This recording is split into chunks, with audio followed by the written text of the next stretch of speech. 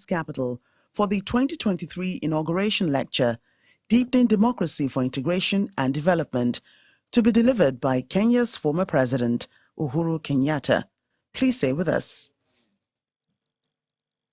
The President of the Federal Republic of Nigeria and Commander-in-Chief of the Armed Forces, President Muhammadu Buhari, Your Excellency, the former President of the Republic of Kenya, President Uhuru Kenyatta, Your Excellency, the Vice President-elect of the Federal Republic of Nigeria, Kashim Shettima, GCON, the Deputy Speaker of the House of Representatives, members of the Federal Executive Council here present, the National Chairman of the All Progressive Congress and all members of the Executive Committee, Your Royal Highness, the Sultan of Sokoto, who is a contributor at this inauguration lecture,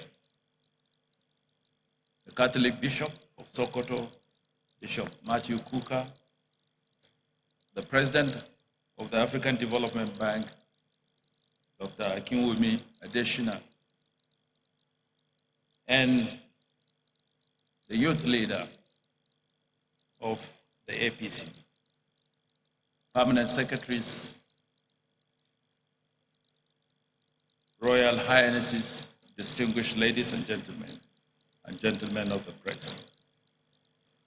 It is with great honor and privilege that I stand before you today on this momentous occasion of the 2023 Presidential Inauguration Lecture with the theme, Deepening Democracy for Development. In my capacity as the Chairman of the Presidential Transition Council, it is my distinct pleasure to welcome every one of you to this auspicious event. First and foremost, I would like to commend President Muhammadu Buhari for his unwavering dedication to strengthening democracy in Nigeria.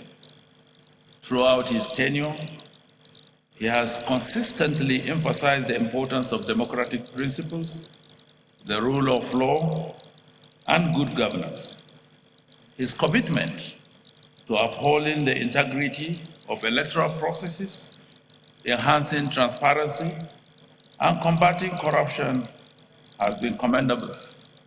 Likewise, his efforts towards ensuring the active participation of citizens in decision-making.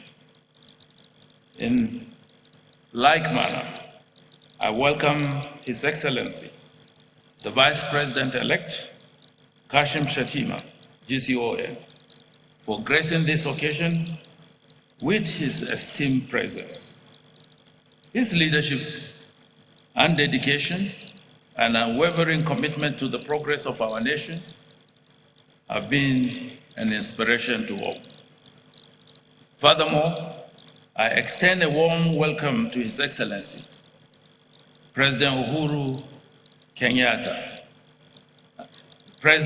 former President of the Republic of Kenya, who has graced us with his profound insights in previous occasions, and I think he will do similarly today. Your wealth of experience, Your Excellency, in governance, regional integration, and socio-economic transformation is highly esteemed, and we eagerly await the wisdom and knowledge you would impart upon us. Undeniably, Nigeria has experienced deep divisions and polarizations exacerbated by politics, poverty, and illiteracy. Political, ethnic, religious, and other fault lines have strained the fabric of our society. threatening the very essence of our unity. We acknowledge the damaging influence of hate news, disinformation, and the propagation of divisive narratives which have sown seeds of discord and hindered our socio-political development. In the light of these pressing concerns, the theme of this inauguration lecture, Deepening Democracy for Development, assumes paramount significance. It is our firm belief that by embracing this theme, we can transcend the existing fault lines and foster a renewed sense of common purpose, understanding, and shared responsibility among Nigerians.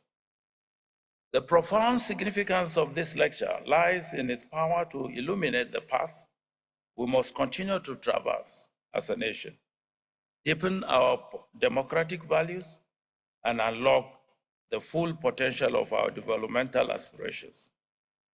It is an occasion that calls for introspection, evaluation, and concerted efforts to strengthen our democratic institutions, practices, and processes.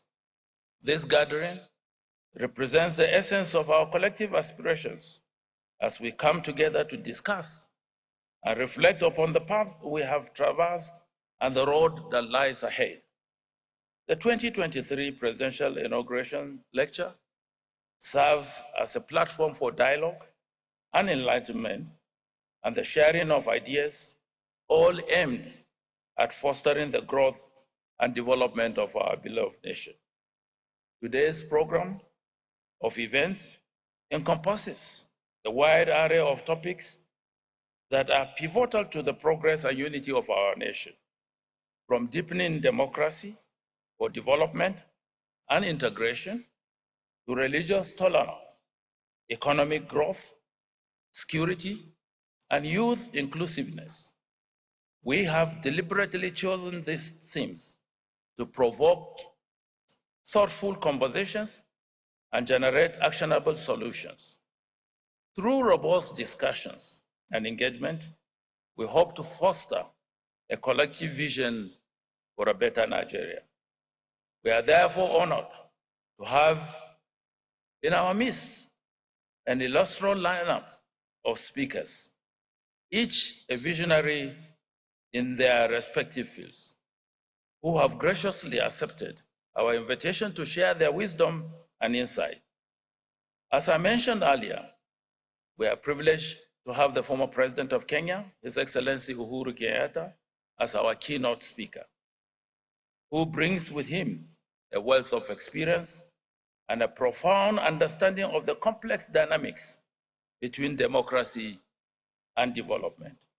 We are equally delighted to have the esteemed Sultan of Sokoto, His Eminence, Muhammad Saad Abubakar III, CFR, MNI, and the Most Reverend Bishop Matthew Hassan Kuka, the Bishop of the Catholic Diocese of Sokoto, who will enlighten us on the crucial topics of religious tolerance and inclusiveness. Their words will serve as beacons of light, guiding us towards uniting a harmonious society where all Nigerians can coexist peacefully, regardless of their religious affiliations.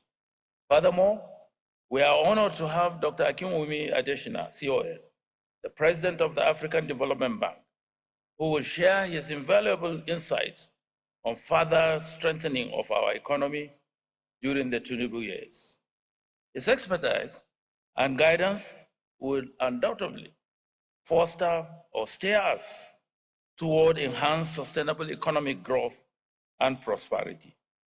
We are also privileged to have Ms. Amina Mohammed, GCON, Deputy Secretary General of the United Nations, who through a recorded message will be sharing her deep understanding of the intersectionality between security and development.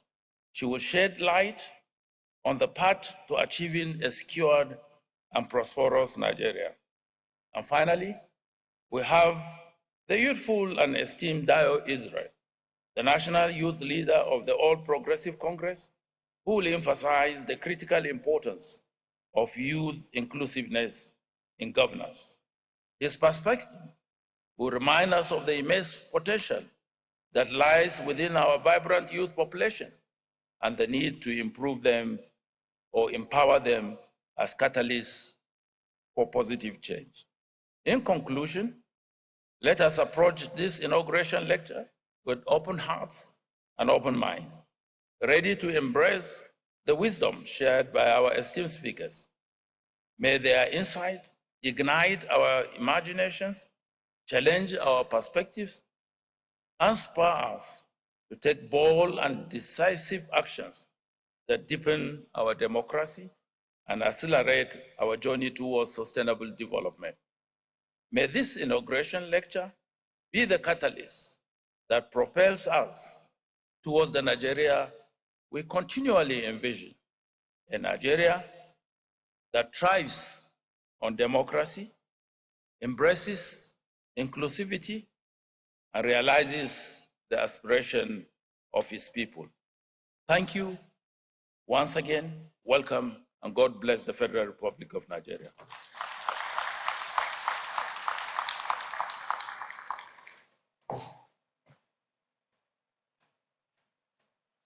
Secretary to the Government of the Federation, Boss Mustafa.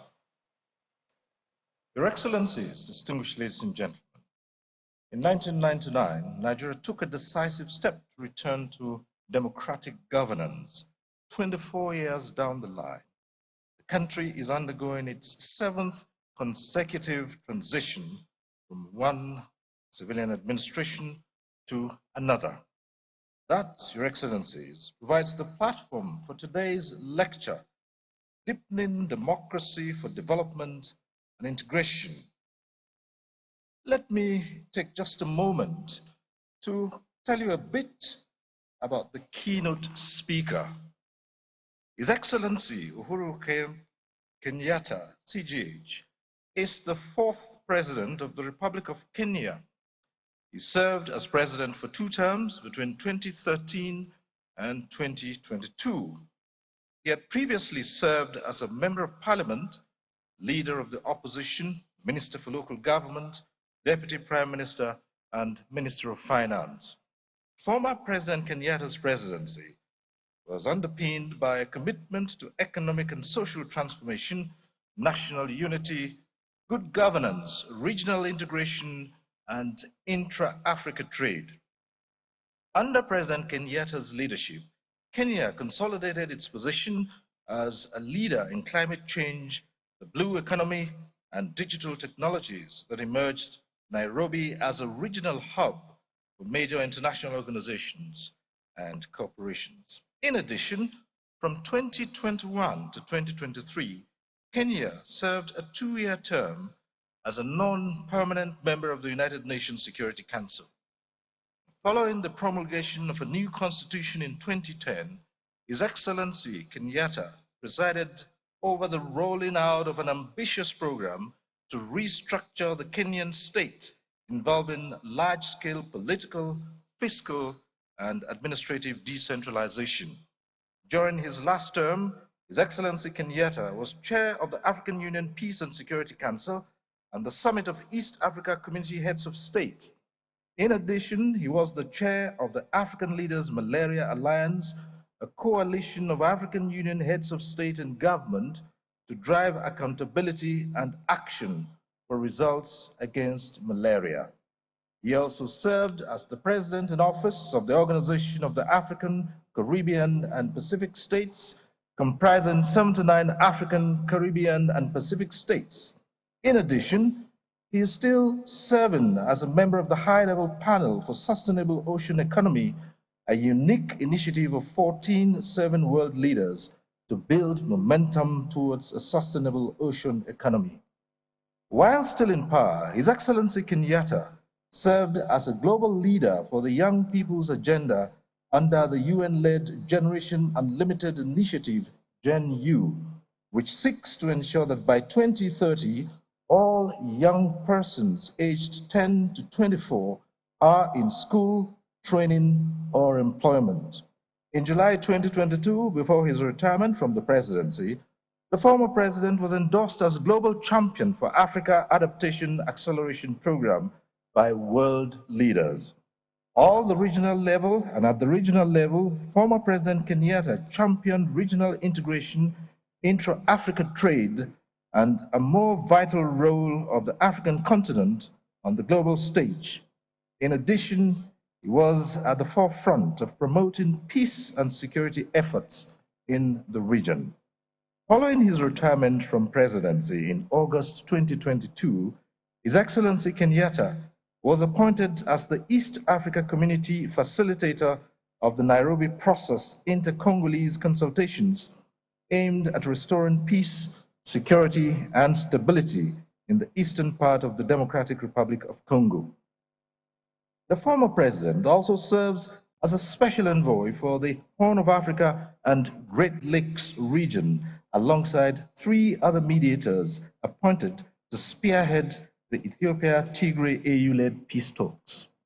Your Excellency, distinguished ladies and gentlemen, let me at this point humbly invite His Excellency Uhuru Kenyatta, CGA, the keynote speaker at today's inauguration lecture, to now deliver his lecture. Your Excellency.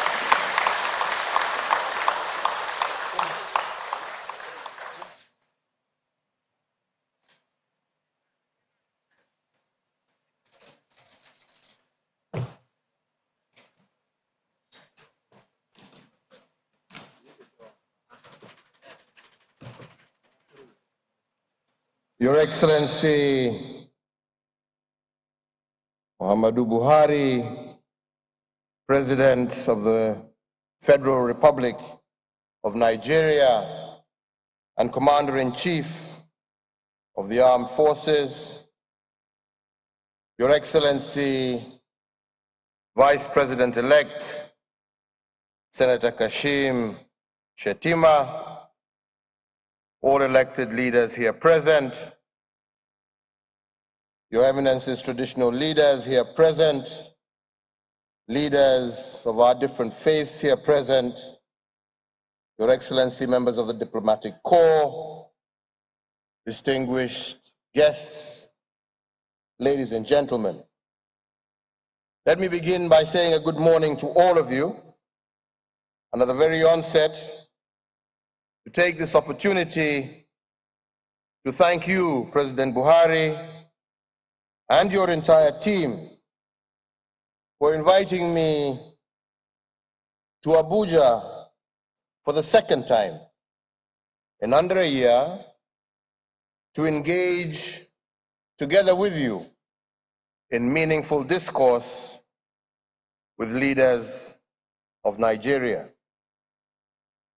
I must, at a personal level, however, confess my great affinity to a man who I consider to be one of my closest colleagues when I was in government, but also a wise and sober father figure in the name of President Buhari.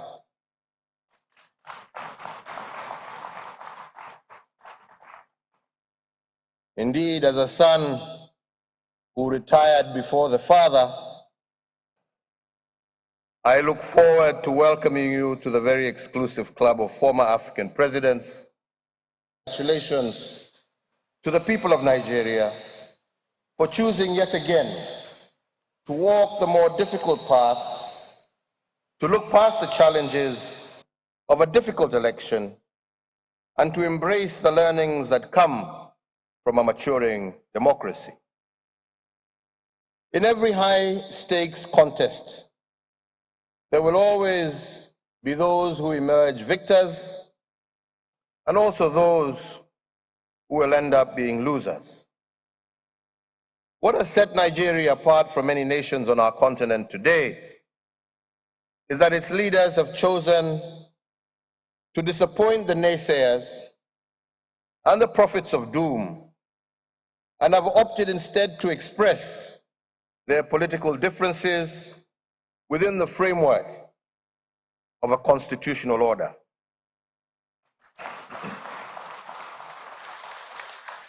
This is not an easy thing to do when there are many other ways and means to express dissatisfaction, methods that could easily trigger civil unrest, lead to loss of life, and cause irreparable harm to your nationhood.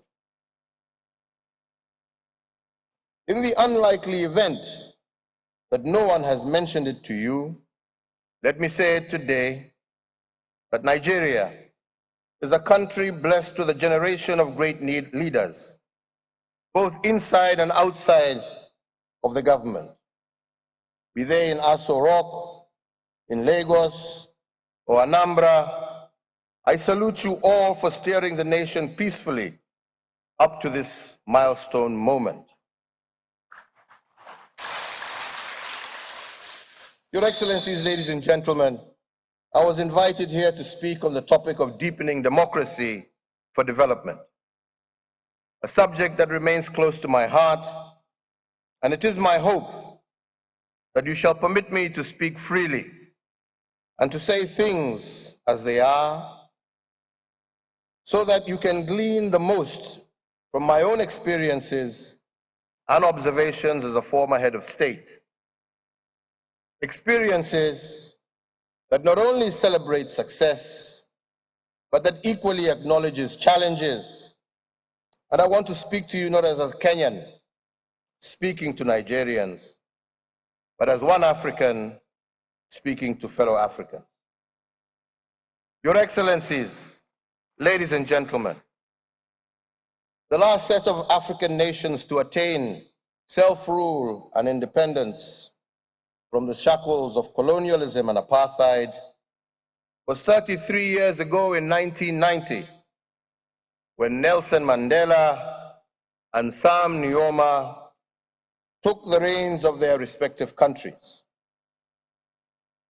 One would have expected that 3 decades on from the departure of those who had oppressed, discriminated, and exploited our people for centuries, that our continent, Africa, would find herself to be not only more prosperous, but socially and economically stable.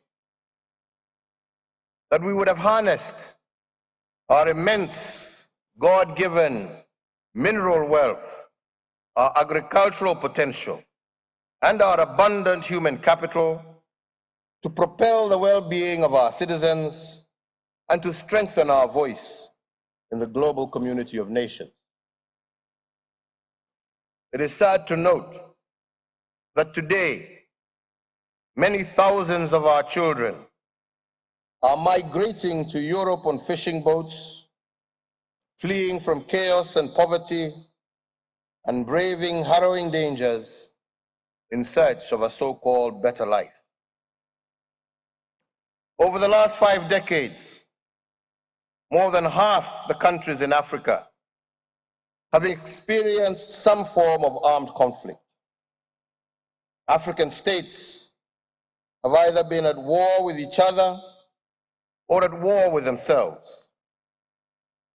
Today, as I stand before you, there are at least 15 active theaters of non-international armed conflict on our continent, with a few more teetering on the brink.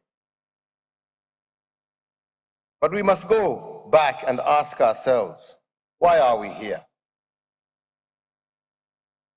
We must remember that when our borders were carved up in European boardrooms in the late 1880s, our societies were torn apart by boundaries that do not reflect how we would have chosen to organize ourselves. Traditional kingdoms were split or destroyed in their entirety. Those who shared common languages and other fraternal bonds found themselves on different sides of arbitrary borders. And in some cases, the colonialists imposed one community to superintend over others as part of their divide and rule strategy that would allow them to govern indirectly. In very few parts of Africa was any border drawn to accommodate religious and ethnic homogeny. As a consequence, we found ourselves inside countries that were somewhat a mixed bag. But I believe, as some would say, that you deal and live with what you're dealt with and make the most of it. Why do I say so? I say so because these differences, in and of themselves, are not fatal. They only become toxic if we as a people let them. We must start to see strength in our diversity if we are really serious about assuming our rightful place in this world as Africans. And why do I mention this? Because it is important to understand the genesis of most of these conflicts and what impact they have on our development trajectory as a continent. We must strive to identify the natural fissure lines existing within our societies that make it so easy for conflict to thrive and for democracy to be undermined. Against this backdrop, we can drill down to what I feel and believe are the three fundamental issues that are so easily weaponized to the detriment of our democratic growth. The first of these is negative ethnicity or tribalism, followed by religion, and lastly, economic greed. When you look deeply at the crux of most of our conflicts within our continent, we are either fighting for ethnic or sub-ethnic superiority of one community at the expense of others, or we are propagating divisive narratives that have their origins in religious differences or sectarianism. As we sit here today, we know for a fact that some of these elements I have mentioned remain a clear and present danger for the future of Nigeria. The incoming administration has a unique opportunity to use this inflection point brought about by a peaceful and orderly transition to take stock of what sort of future it wants for the people of this country and for the future of this nation. Will Nigeria continue fighting for its place on the world stage with one hand tied behind its back? Or will it use this moment in time to embrace a brave new way of doing things and thereby unleashing the full might of this green giant? As you ponder on that thought, allow me to take you back to a time in 2013 when I was first elected into office. At that time, I was facing the most serious challenge of my life, both as an individual and in my capacity as president. I was facing a trial at The Hague for alleged crimes against humanity, charges that were later proven to be unfounded. As I went on to settle into State House, I found myself introspecting more and more as to how I ended up in this unenviable position and what were the deeper issues and what these could be. I summarized at the time that it was an unfortunate side effect of the deeply contested 2007 elections that led to widespread interethnic violence, causing the loss of some 1,300 lives and the displacement of over 600,000 Kenyans from their homes. At the center of this violence was fighting between the tribes or ethnic communities ostensibly associated with the leading political actors of the day. My predecessor and the third president of Kenya, His Excellency the late Mwai Kibaki, the leader of the opposition at the time, the Honorable Raila Odinga, my successor and the fifth president of Kenya, William Ruto, and of course yours truly, myself, as the party leader of the then Kenya African National Union and a supporter of the incumbent President Mwai Kibaki.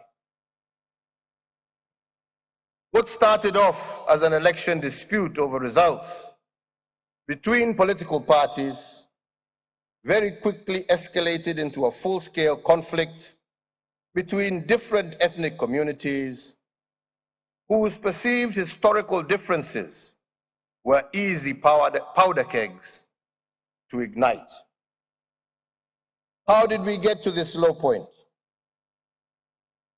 Whereas what happened in 2007 was unprecedented in its scale and ferocity, election-related violence was not a new phenomenon in Kenya per se. We had seen some different manifestations of ethnic-based electoral violence from the early 1990s with the reintroduction of multi-party democracy. However, nothing was like what we were to witness in 2007 and 2008.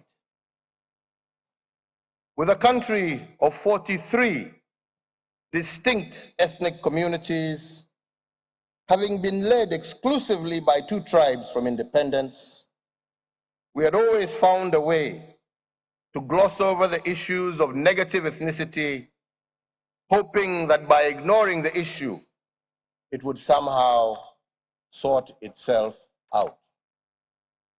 Nothing could have been further from the truth.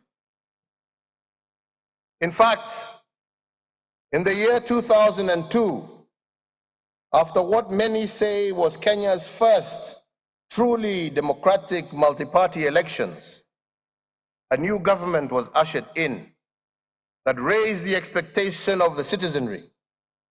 Hopes were high that equitable development, economic uplift would impact the lives of every Kenyan without discrimination. During this brief honeymoon phase, the country's economy boomed, with Kenya posting a real GDP growth rate of 6.9% at the close of 2007. However, trouble was brewing, and the coalition in power started to strain at the seams.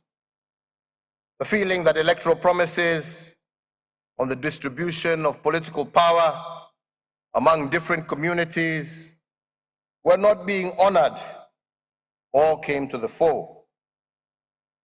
The differences came out in the open when the first attempt was made at a constitutional referendum in 2005.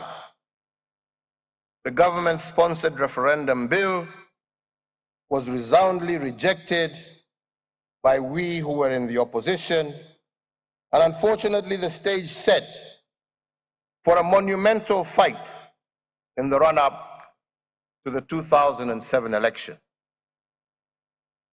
When the election came round, it seemed that the perfect trifecta had formed. The inequalities in development became more and more difficult to ignore. The feelings of some communities that they had been excluded from the national agenda or outrightly subjugated by the government of the day was palpable.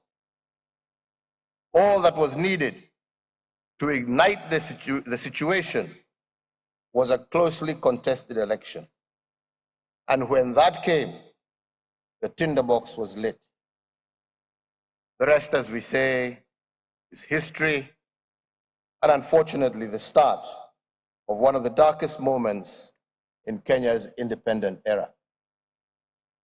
When the dust had settled, Kenya thereafter was to experience its most profound constitutional moment yet. The fear of a return to violence created the much-needed environment for constitutional reforms that would transform the system of governance from that of a powerful central government to that of a devolved system of governance. The premise of the reforms was to find a way to guarantee equitable distribution of development across the entire country as a matter of right and not by dint of any political privilege.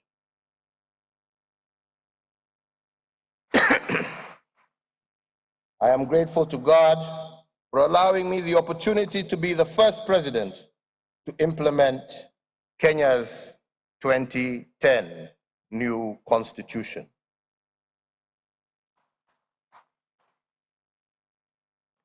However, that said, the years following the passage of this historic new constitution, the underlying issues around ethnic inclusion at the national level did not fade away. And the situation once again came to a head in 2017, almost 10 years to the month after the post-election violence of 2007. I, as head of state and government, was determined not to let history repeat itself. I had spent the last 2 years of my first term trying to make up for the lost time that had been wasted running back and forth from The Hague. My administration was therefore working double time to try and fulfill our election pledges and to allow us the option to seek a fresh mandate in 2017. The 2017 election proved to be yet another milestone moment in my political life. For the first time in Kenya's history, the outcome of a general election had been overturned by the courts. Whether on account of judicial activism or plain ignorance, the decision of the Supreme Court to overturn my August victory and order fresh elections was all that was needed to put the country on an extremely dangerous footing. The constitutional lacuna surrounding the lack of defined and codified rules of engagement for the operations of government in the event of such a repeat election exasperated the situation even further. As the country prepared to go back to the polls for a second time, on October 26, 2017, the main opposition parties made the decision to boycott the polls, and whereas the victory of my party was all but assured, the victory came at a price. Once again, two communities had gotten their way yet again, and the much-touted tyranny of numbers had delivered another victory with staggering efficiency. Indeed, the intelligence reports in the days and weeks after the election and my subsequent inauguration pointed towards growing intercommunal and inter-ethnic unrest, more so in some hotspots, particularly in the mass urban settlements of Nairobi and in our lakeside region of our country. Our security services adopted a containment posture and did their best in preventing the situation from escalating. And as I was getting my daily updates, I was reassured that normalcy would be restored, and indeed it was. However, ladies and gentlemen, as it has been said by leaders across the world, peace is not informed purely by the absence of conflict.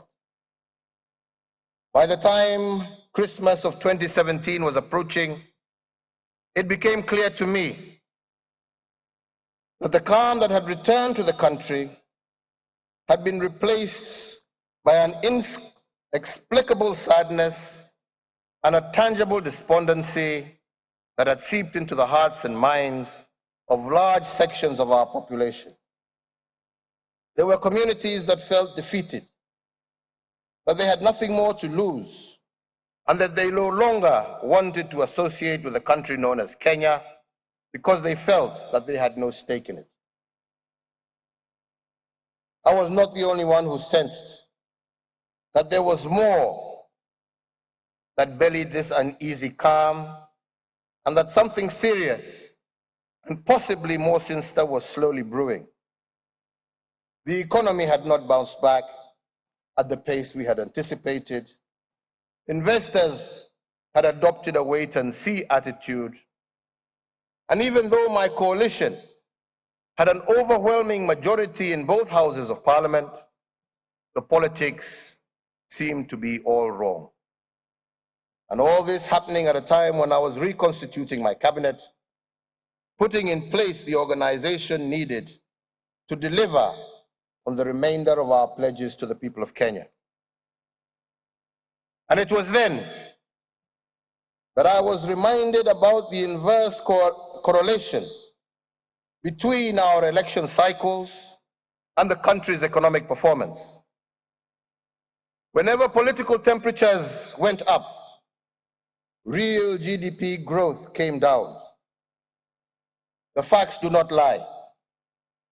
In 1992, after the first multi-party elections since the lifting of the ban on political pluralism, real GDP growth contracted to 0.8% from 1.4% the previous year.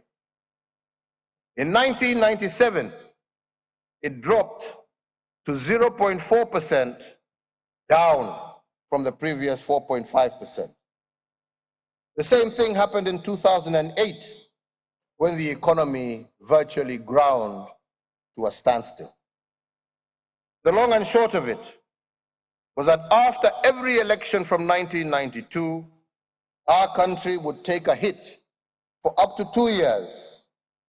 Things would then settle, and shortly thereafter, we would be once again in campaign mood, and the vicious cycle would readily repeat itself.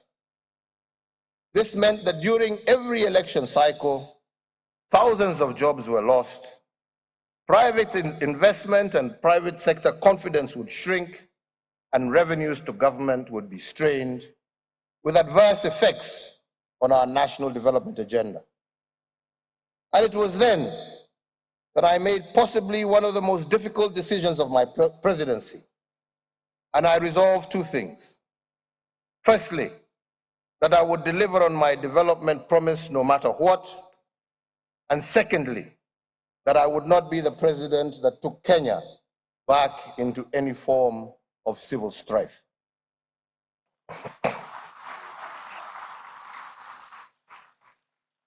Your Excellencies, ladies and gentlemen, it was not weakness that led me to seek out the leader of the opposition at the time, the Right Honorable Raila Odinga.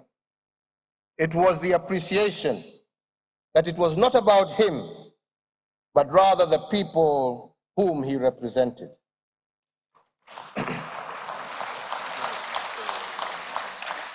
The millions who felt excluded and marginalized by our brand of politics and the imperfections of our democracy.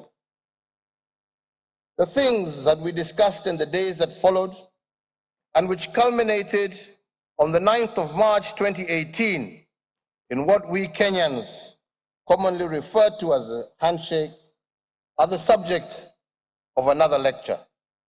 Suffice it to say that on that day, our country, Kenya, exhaled a breath of fresh air and freedom.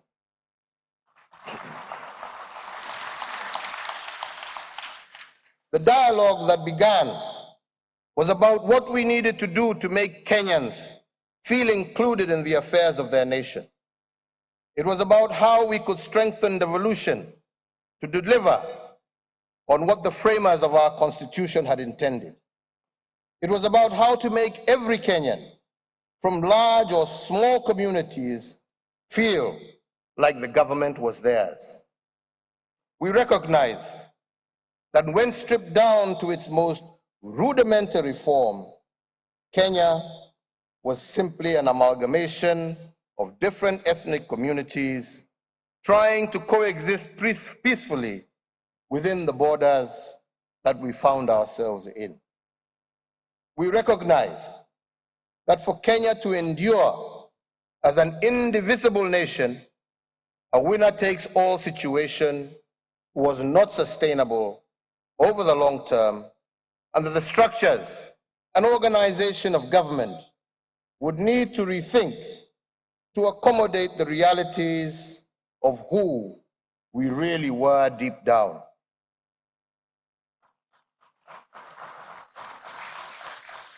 We concluded that ethnic bigotry was a convenient cover for the vice of corruption, because it was always easy to say that it was our turn to eat, and whatever we were doing for the sake of our people.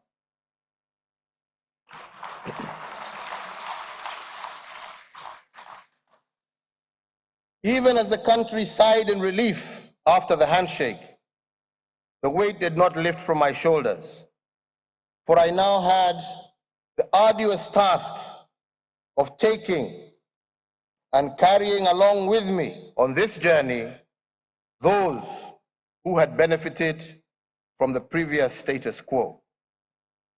That, my dear friends, was easier said than done.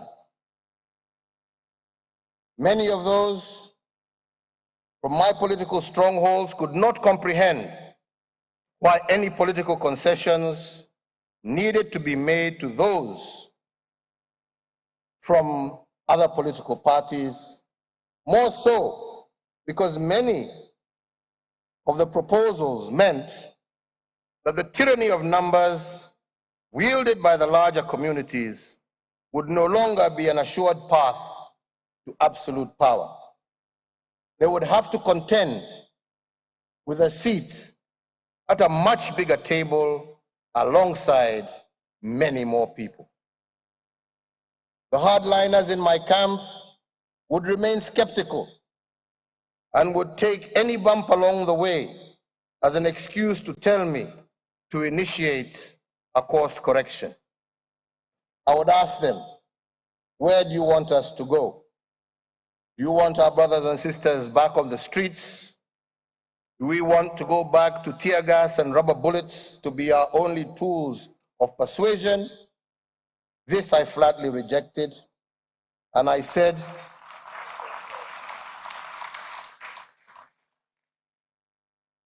and I took pleasure thereafter in reading intelligence reports that talked about other issues and not simmering ethnic tension.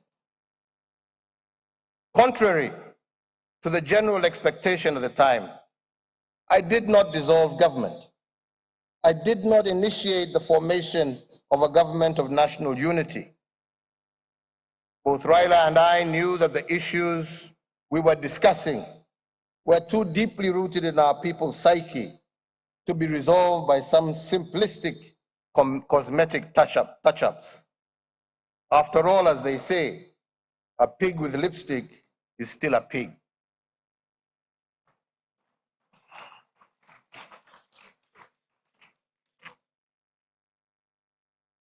To some on both sides of the divide, the handshake was an inconvenient occurrence in the succession arithmetic. However, for me, it was the beginning of righting many wrongs that had been committed since our independence. Wrongs that had led to lopsided development and a concentration of power, wealth, and opportunity in the hands of a few at the expense of the development of many. I can see my brother here is also concerned about my development. Thank you very much.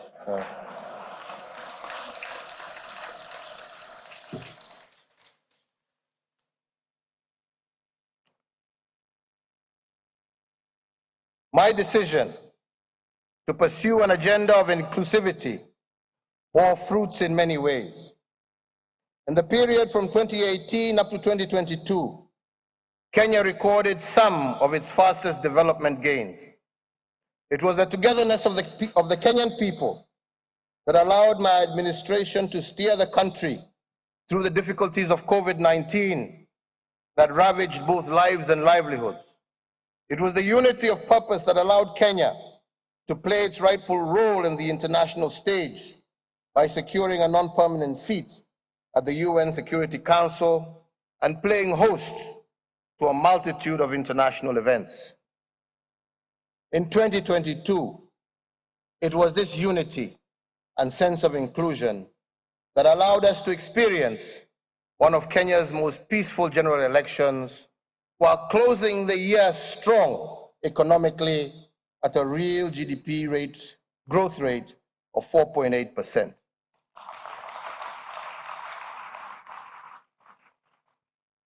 On the 6th of September 2022, I handed over the reins of leadership to my successor, President William Ruto, in a colorful and peaceful ceremony. It was a proud moment for me and for Kenya. No matter what was felt about the outcome of the elections, we stayed true to our constitution.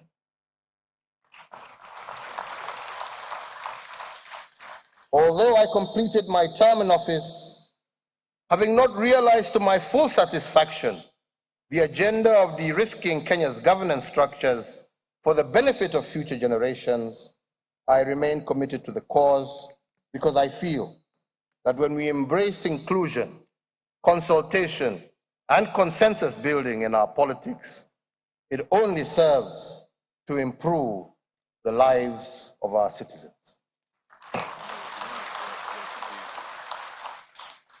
It is said that a day in politics is a very long time, and that politics remains the art of the possible.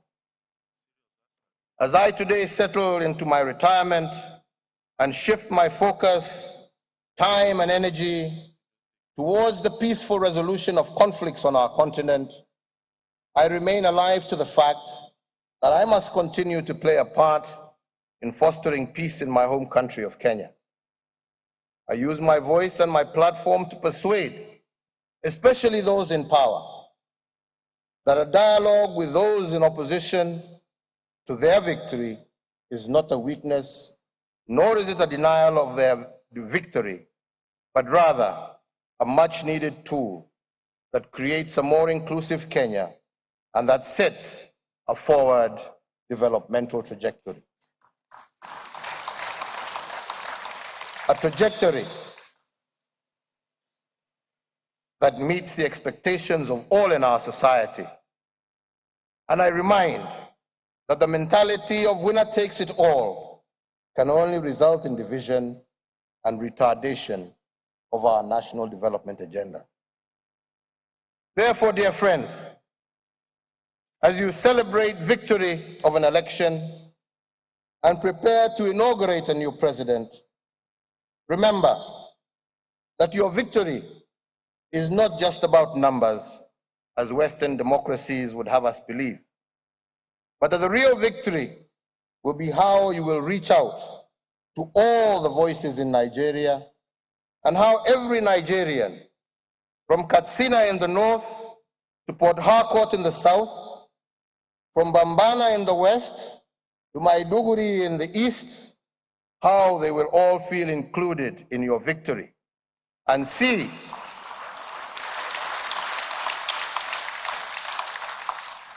your government as their government, your agenda as their agenda, one Nigeria, one government for all.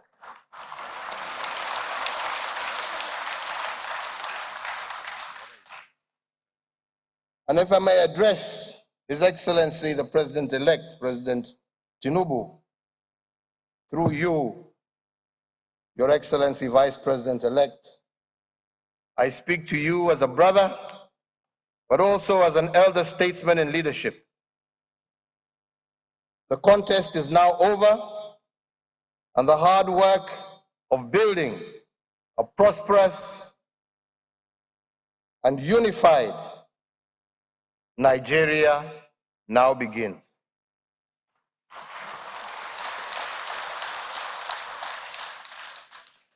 Upon assuming the office of President, you would be wise to transcend from the tactical politics of an election and assume your role as Nigeria's vision bearer. This will demand a complete overhaul of the adversarial mindset that we as politicians are conditioned to embrace during the electoral process. As president, you must learn very quickly to lead those who love you and those who loathe you with equal passion and commitment, because you are now the father of all.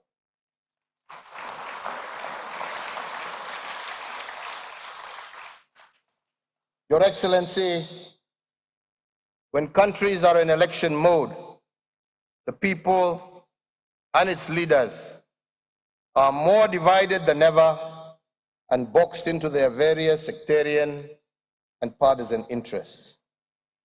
However, when you are the head of state and you take command of the country's armed forces, you become the embodiment of the sum total of the many different ethnic groups, religions that make up your country, and you become the symbol of unity. Indeed, you become the face of Nigeria. I encourage you to surround yourself with the voices of those who will counterbalance the hardliners that feel entitled to a piece of your office. You will lose nothing and gain everything by reaching out across the political, ethnic, and religious lines to those who may feel aggrieved by your victory in one way or another. Please allow them to exhale and be part of your vision for a greater Nigeria.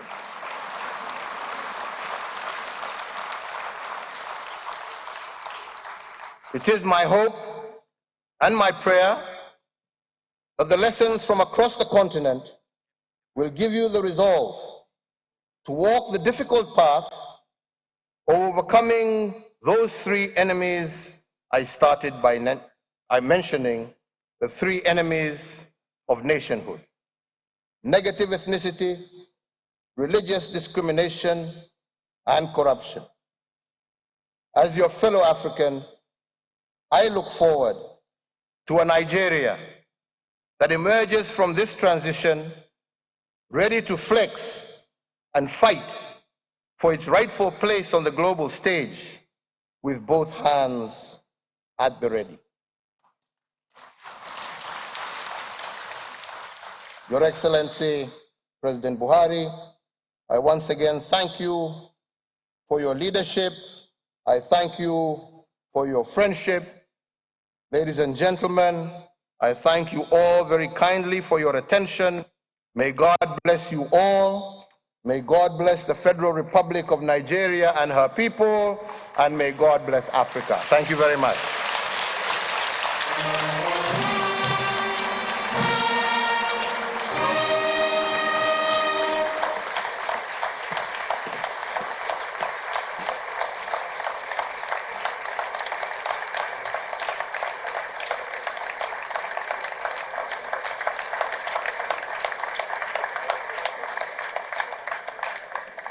Thank you very much.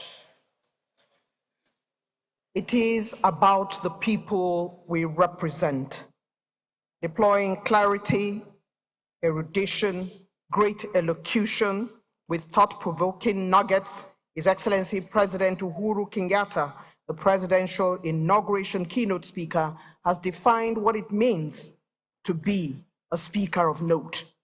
We thank him for bringing his cerebral nature, challenge of multi-party, his experience, issues of governance, conflict resolution, power of inclusion, the issue of vision bearing, and what needs to be brought to the table. Analytical and incisive, a truly worthy speaker, a respected statesman. We thank you, Your Excellency. Asante Sana. Thank you so very much indeed. It's time now to bring forward speakers who will bring different perspectives. And it's time to invite Mr. Cyril Stover to do the honors. Cyril? Thank you, Eugenia. Your Excellencies, distinguished ladies and gentlemen,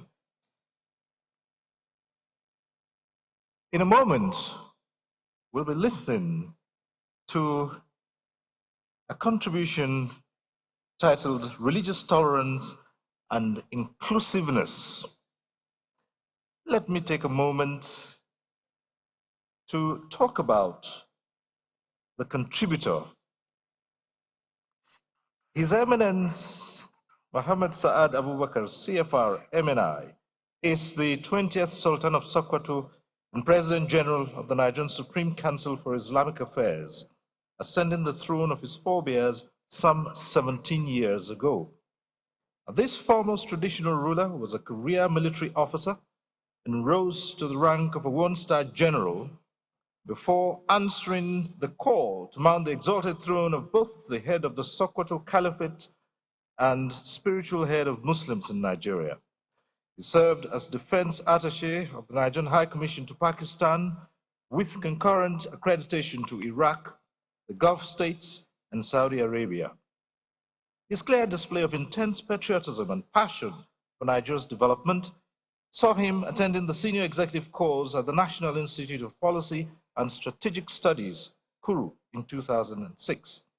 Presently, he serves as co-chair of the Nigeria Interreligious Council, a body established to provide religious and traditional leaders with a platform to contribute to national cohesion and promote greater interaction, as well as better understanding among the leaders and their followers in the country. Your Excellencies, distinguished ladies and gentlemen, may I now respectfully invite His Eminence Muhammad Saad Abubakar III, CFR, Sultan of Sokoto, to deliver his statement. Your Eminence.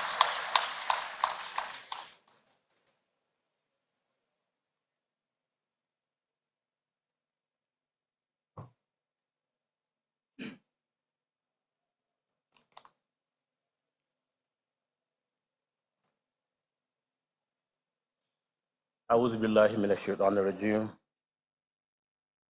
بسم الله الرحمن الرحيم. وصلى الله على النبي الكريم. Your Excellency, the President, Commander-in-Chief of the Armed Forces, President Muhammadu Buhari, GCFR, who is living in a couple of hours on a very, very high note and much healthier and looking much fresher despite all the odds and the tension. The Vice President-elect, Hashim Shettima, GCON, our own dear, very, very dear brother, the former president of Kenya, Uhuru Kenyatta, whose last sentences or words were those of a very, very patriotic Nigerian. We thank you for your comments, and we believe those who have ears must have heard you very, very clearly. I must recognize my co-contributors to this inaugural lecture, and of course, the owner of IFE, my own very dear brother, the co-chair of the National Council of Traditional Rulers, and other distinguished leaders of this great country. I greet you all in the best form of greeting. Assalamu alaikum wa rahmatullahi wa barakatuh. We've just had a very, very interesting topic given to us by a highly experienced and respected elder statesman in our great continent, Africa, and the world. When you are called to speak after such a very eloquent lecture telling us what his experiences have been and are still going on in his dear country and Africa, and given the topic to speak on religious tolerance and inclusiveness, and also knowing and taking note that yesterday at the National Mosque we had a lecture which captured all the ingredients, or most of the ingredients, of religious tolerance and inclusiveness. I believe I shouldn't be saying much on that religious tolerance. Tolerance is what we have been working on the last 16 years as co-chairman of NAREC, together with the president of CAN, and I believe the SGF in the last 5, 6, 7 years had been the anchor and the arrowhead of our activities, so he knows a lot, and the government too knows a lot about our works for religious tolerance and understanding in this great country, Nigeria.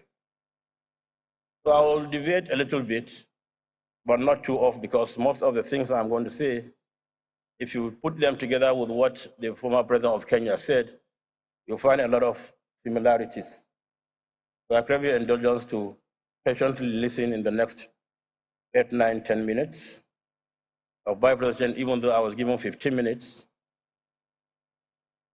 We all know why we have democracy. And we call democracy a government of the people, by the people, for the people. And such democracy we are supposed to practice or to have is to ensure development, peace and stability of our people. And without development, without peace and stability, there's no democracy. And you can't have democracy when you don't have good leaders to practice that democracy. So leadership is of utmost importance if you want to really practice democracy, move the country forward to the greatest height. So I'll briefly talk about some of the things that I'm so very familiar with, what leadership is all about, because there's need for us to look at what we should do. I'll skip a lot of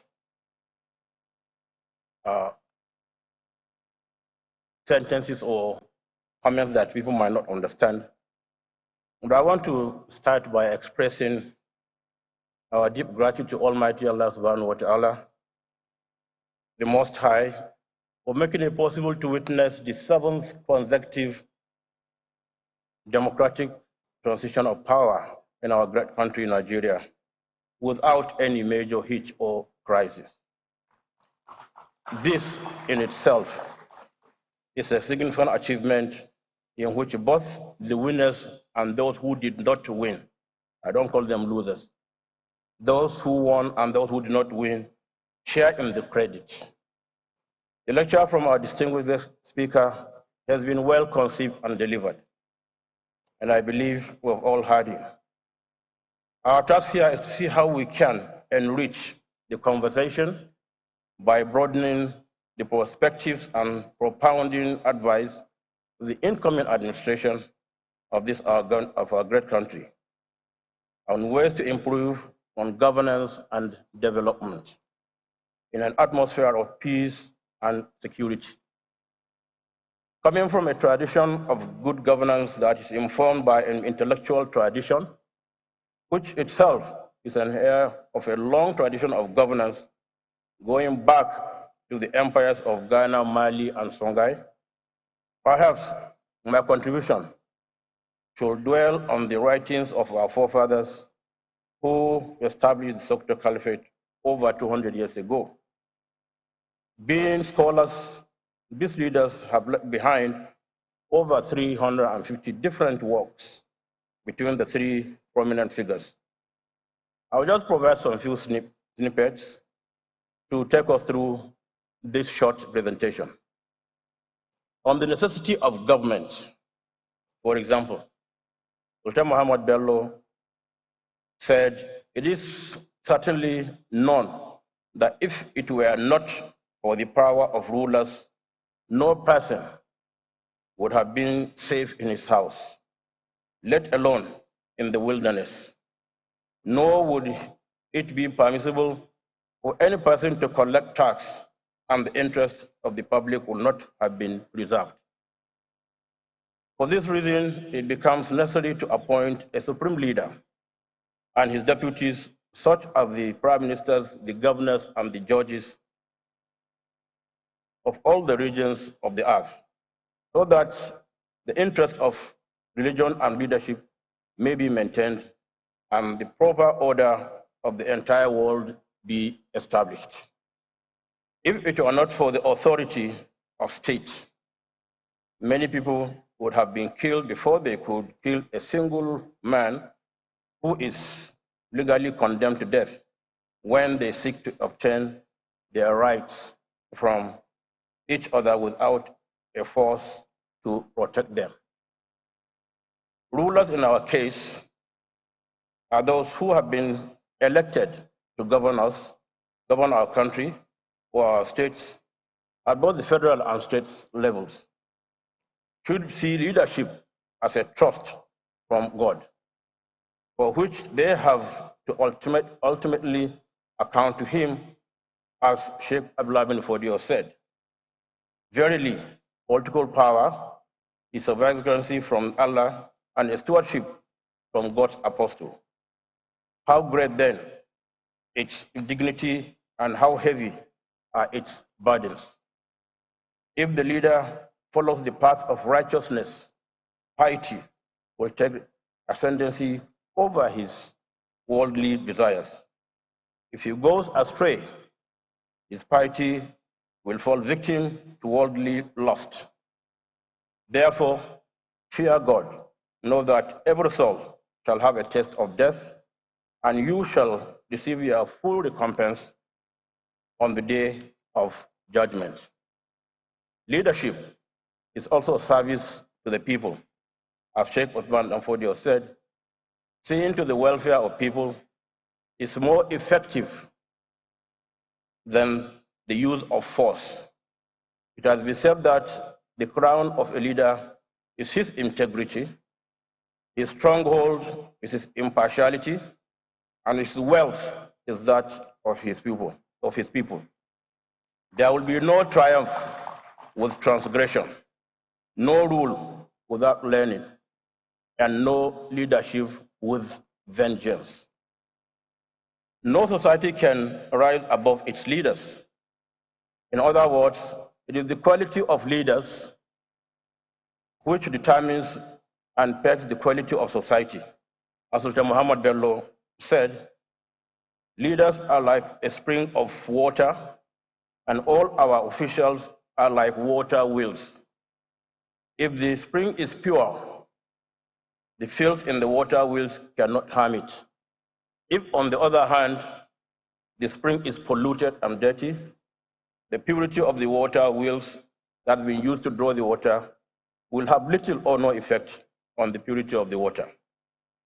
Leaders still need to be very careful in the appointment of officials, and Sheikh Othman bin Fodio said, the first support is on upright wazir, that is a prime minister or a deputy over the state, who wakes him, the leader, who wakes him up if he sleeps, give him sight if he cannot see, and remind him if he forgets. The greatest catastrophe which can befall leaders and people is to be deprived of good wazirs or ministers and good assistances. The most important qualifying attitude or attribute of the leader of the wazir is to be of trustworthy conduct, perceptive in the affairs of the common people, the courage to tell the truth, and must not withhold good advice from the leader. Mohamed Bello has a piece of advice to these officials in his Usul Siyas, one of his very famous books, where he wrote, "The happiest leader is he whose subjects are happy with him, and the most unfortunate leader is he whose subjects are miserable under him. So beware of injustice, for your workers are imitating you. If you commit injustice, you will be like the animal in a green pasture, which eats so much that it becomes so fat, and that fatness is the cause of its destruction, as it will be slaughtered and eaten," unquote. Leaders need to understand those things that are necessary for a state to survive, and those that are capable of destroying politics. On this, Sheikh Othman bin Fodio wrote, "One of the swiftest ways of destroying a state is to give preference to one particular tribe over another, or to show favor to one group of people over the other, and draw near those who should be kept away, and keep away those who should be drawn near you." A ruler was asked when he had lost his throne, what brought your rule to an end? He replied, "Being intransigent in my views and neglecting to seek advice."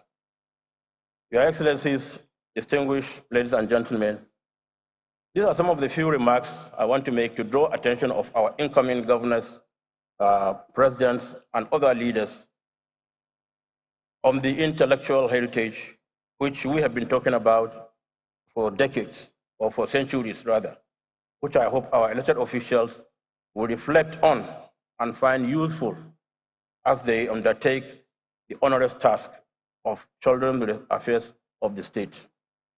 I should also draw your attention to levels of poverty and ignorance in the land, and ignorance in the land only made worse by the rising population of this country, which is estimated by the United Nations to be well over 400 million by 2050, which will make Nigeria the third largest populated country in the world after India and China. As political leaders, you need not only think of the next election, but also, and more importantly, think of the next generation. I leave you with these thoughts and pray for God's guidance, wisdom, and patience for our leaders to take our country to the highest height, and may we have peace and stability in our great country, Nigeria. And as we wish our incoming government most of the Allah's blessings in all what they do to take our country to the promised land, we call on all to give support, prayer, and stay in peace. And may Allah subhanahu wa ta'ala reward all of our leaders for what they have done for our country, and may He bring peace and stability. As I also leave you in peace, I say, wassalamu alaikum wa rahmatullahi wa barakatuh.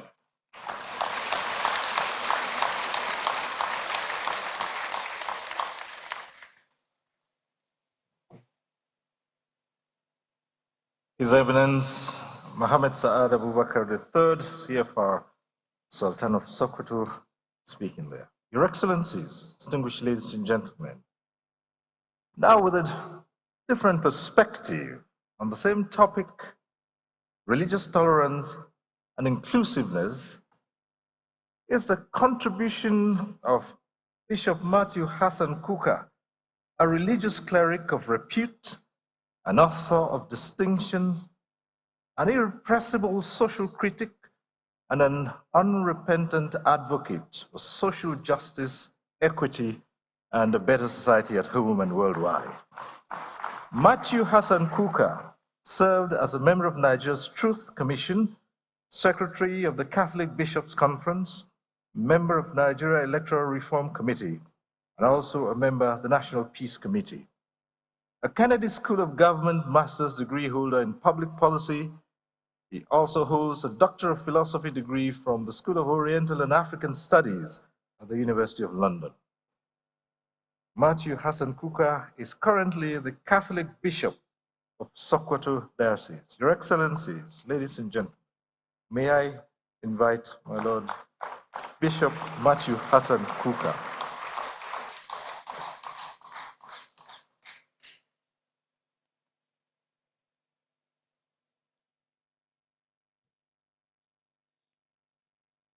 Your Excellencies, Mr. President and the Vice President and our brother, friend, the former President of Kenya, other distinguished ladies and gentlemen, I'm sure that many of you may already be nervous as to what Bishop Kuka is going to say.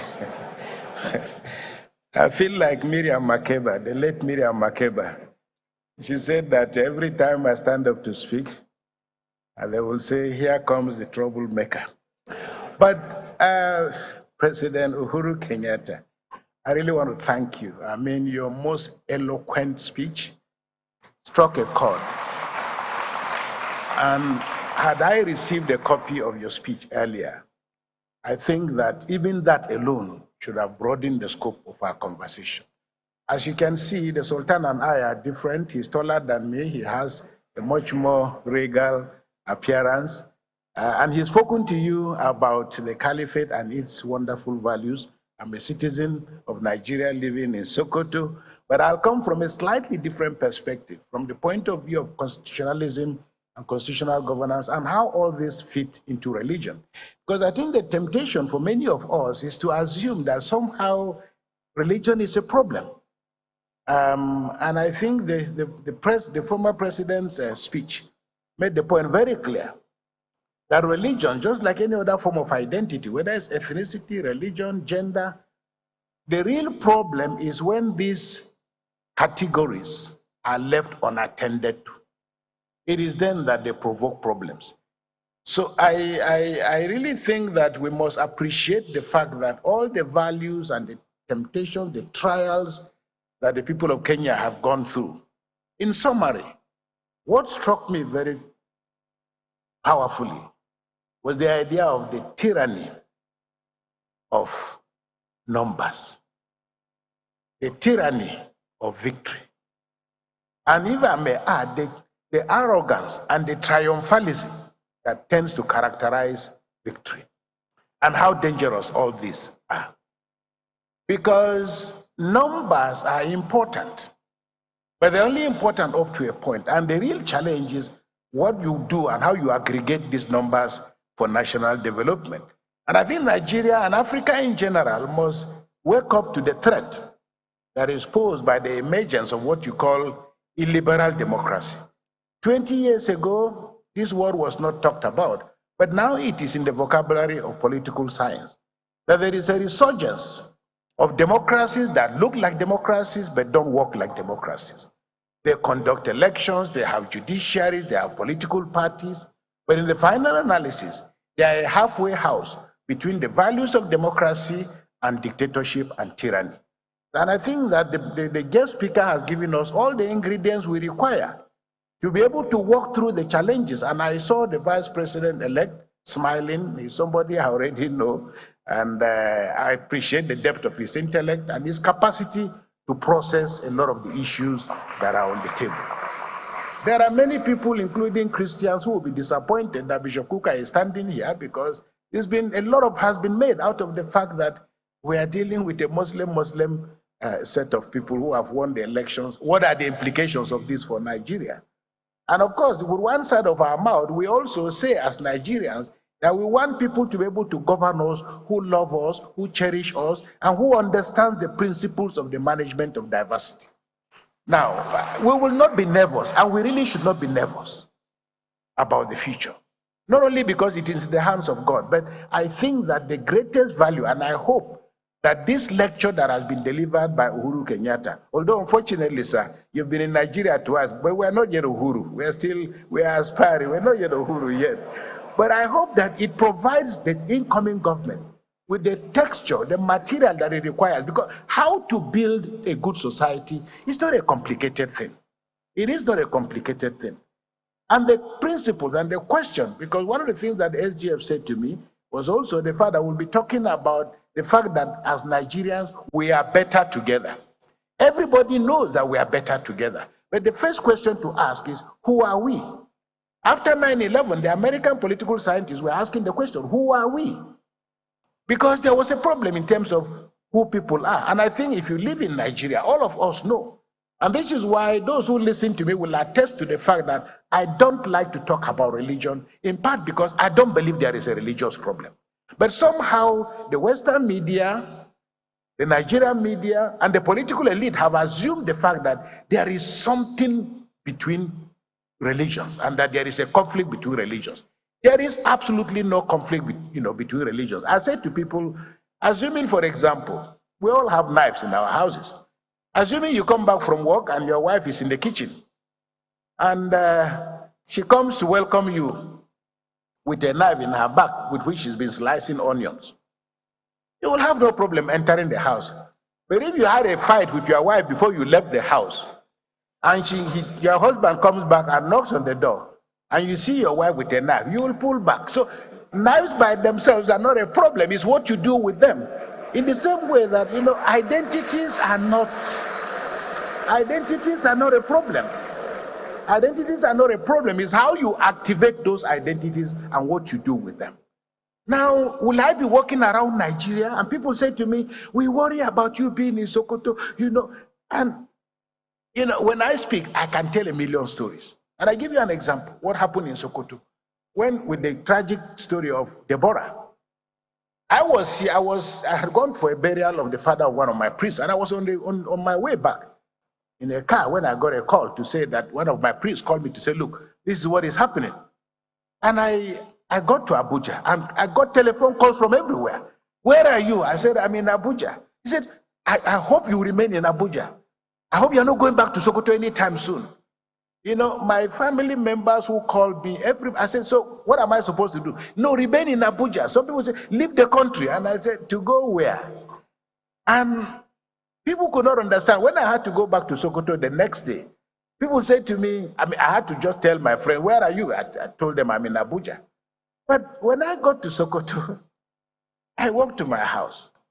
And for me, it's a very powerful image. As I entered my house, just as I got to the gate, I saw an armored tank, soldiers, their numbers, guarding my house. And I was touched. I came out of the vehicles and I greeted all the soldiers. I shook all of them.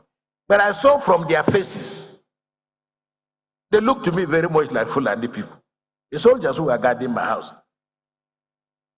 By their height and so on. So when I went in, then later in the evening, I came back and I started talking to them. There were about 12 or 14 of them. First of all, I looked at them, with all their equipment, they're there in my house. After we greeted, I went back. At about 6:30 to 7, I came out, stood by my balcony. And I saw all of them doing their ablution. They are preparing for their salah. And they prayed in my house. I'm looking at them. And this is Sokoto I'm supposed to be running away from. And here are these people, they are Muslims, they are Nigerians, they are here to protect me. Nigeria is a complex country of great possibilities, great contradictions about which we will not be in this crisis. Managing diversity is a science. The World Bank knows this. My brother, Dr. Akunyumi, is here. He's going to talk about all this. They understand, and no country, no business, no family, no organization has a future if you don't figure out how to manage diversity.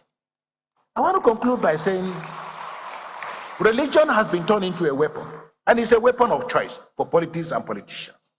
The danger and the challenge for us as religious leaders, because the Conservative Party in England, because the British government was a theocratic state, so to say, and the Conservative Party was literally part of the Anglican Church. And the joke used to be that the Anglican Church is the Conservative Party at prayer. The danger with being captured by politicians is that religious leaders, and I tell people, when people talk about Asiwaju Bola Tinubu, Atiku, Peter Obi, and all of these people, I work with the vice president-elect. I served for 6 years or so in Atiku's university. Peter Obi is my very close friend of very many years. And I'm a Nigerian, and I can work with anybody. And we must get to that point in which we have enough trust in ourselves. So religion in Nigeria, the section 10 of the Constitution talks about the fact that the state should not adopt religion as a state religion. But we know that the reality is completely different. So the challenge for us going forward is to address the issue. What is the meeting point between religion and politics? For us as Christians and as Muslims, we must understand we are first of all citizens of the Federal Republic of Nigeria who just happen to be Christians or Muslims. We could be anything else. And our inability to appreciate those differences also is directly related to the way the political class has continued to treat us. Let me put it that way. Because if you are not able to manage diversity well, people have gotten out their pens and their pencils. When you call out ministers, everybody is looking at who is from my village, who is from my town. Because, no thanks, we have come to associate opportunity, privilege with having your own person in power. It's not the way to go, but the reality has led us otherwise. So I want to say that, first of all, Nigeria must heal. Nigeria must heal. But we also must have the courage to identify the scars, the wounds, the injuries. The worst thing that can happen to us is to pretend that everything is okay, because everything is not okay. We have so many of our citizens who have lost their lives. We have so many of our citizens who are still in captivity. Managing diversity and managing differences is not about religious leaders talking together. It is about whether the state can create the kind of infrastructure, the guardrails, that can help Nigerians move as citizens of their country. But right now, there is how people feel because they are Christians or Muslims. There is how people feel because they are women. The levels and categories of exclusion are so tremendous and so immense. So I hope that going forward, the things that the guest speaker has spoken about most eloquently, that is, how do you manage victory? How do you manage victory? How do you mutate from being a politician who was contesting election to being a politician who has won election? Very often, and what is clear to us in Africa, why religion, why ethnicity, why all these things continue to injure our countries, is largely because we have not come to terms with the fact that power is just about, as somebody said, our turn to eat. Michaela Wrong's book, I know Michaela pretty well. She autographed a copy of her book. But her arguments were most eloquent because her arguments were largely, if the Kalenjin did very well under Arab Moi, and if your dad and Mwai Kibaki and other people who are, if they've done well, it was almost natural that the man contesting for election against you will say, it is our own turn to eat. And we can see what power has been. Therefore, it is our turn to continue with the things that other people have done, privilege their community, privilege their... So we cannot grow a country like this. We will remain volatile. And as you see on a racetrack, everybody stands or kneels differently. There is no advantage. The location may be different. But when the gun is fired, the man who is right closer to the inner part of the ring is a little bit away. We don't expect that all of us will finish, but let us create an environment in which all of us can compete. And we will win according to our energy and our speed. I used to have a parishioner, and she came to me and she was complaining. You know, when the WAEC, that is the local school examination, when they are over, most people will come to you and they say, my son passed WAEC. But if they don't pass, they say, WAEC failed my son. So the challenge for us in Nigeria is to create a condition, a situation where all of us can compete. We will never win the same prize.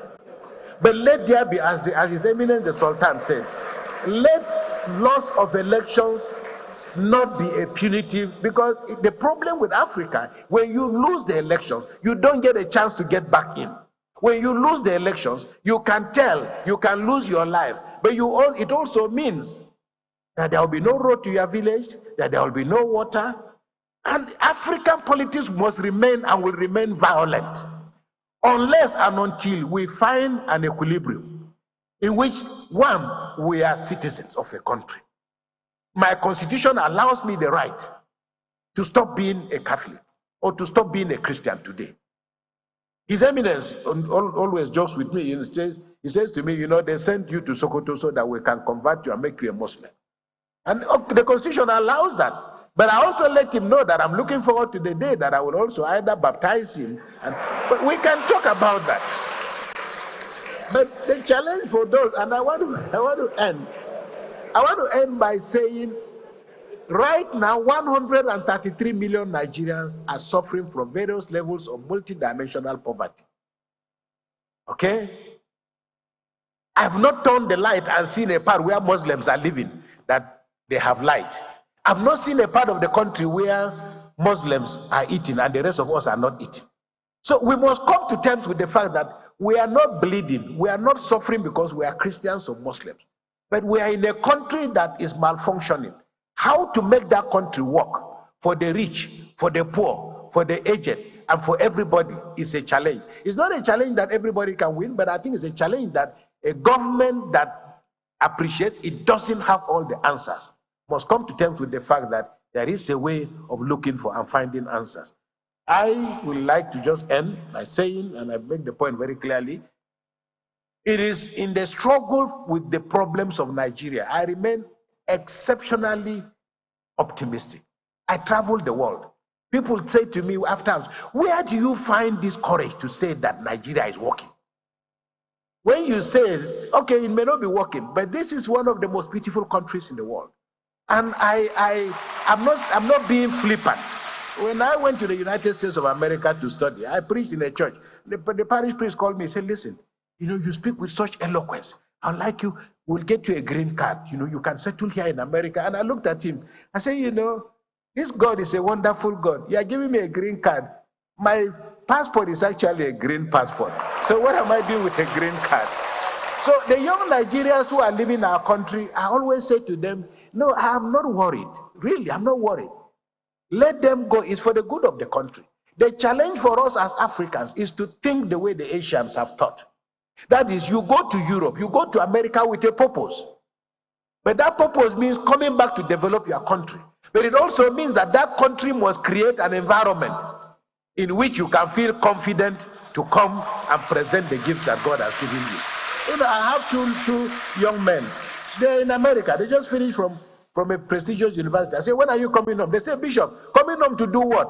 I said, no, coming home to... He said, we don't have an uncle who is a senator. We don't have anybody in government. What are we coming to Nigeria to do? So, Mr. Vice President-elect, the challenge for you is to make this country believable, livable, credible, so that all of us together can stand in one tent and build a great nation. Once again, Secretary to Government, I want to thank you and thank the organizers for inviting me. God bless you and God bless our country.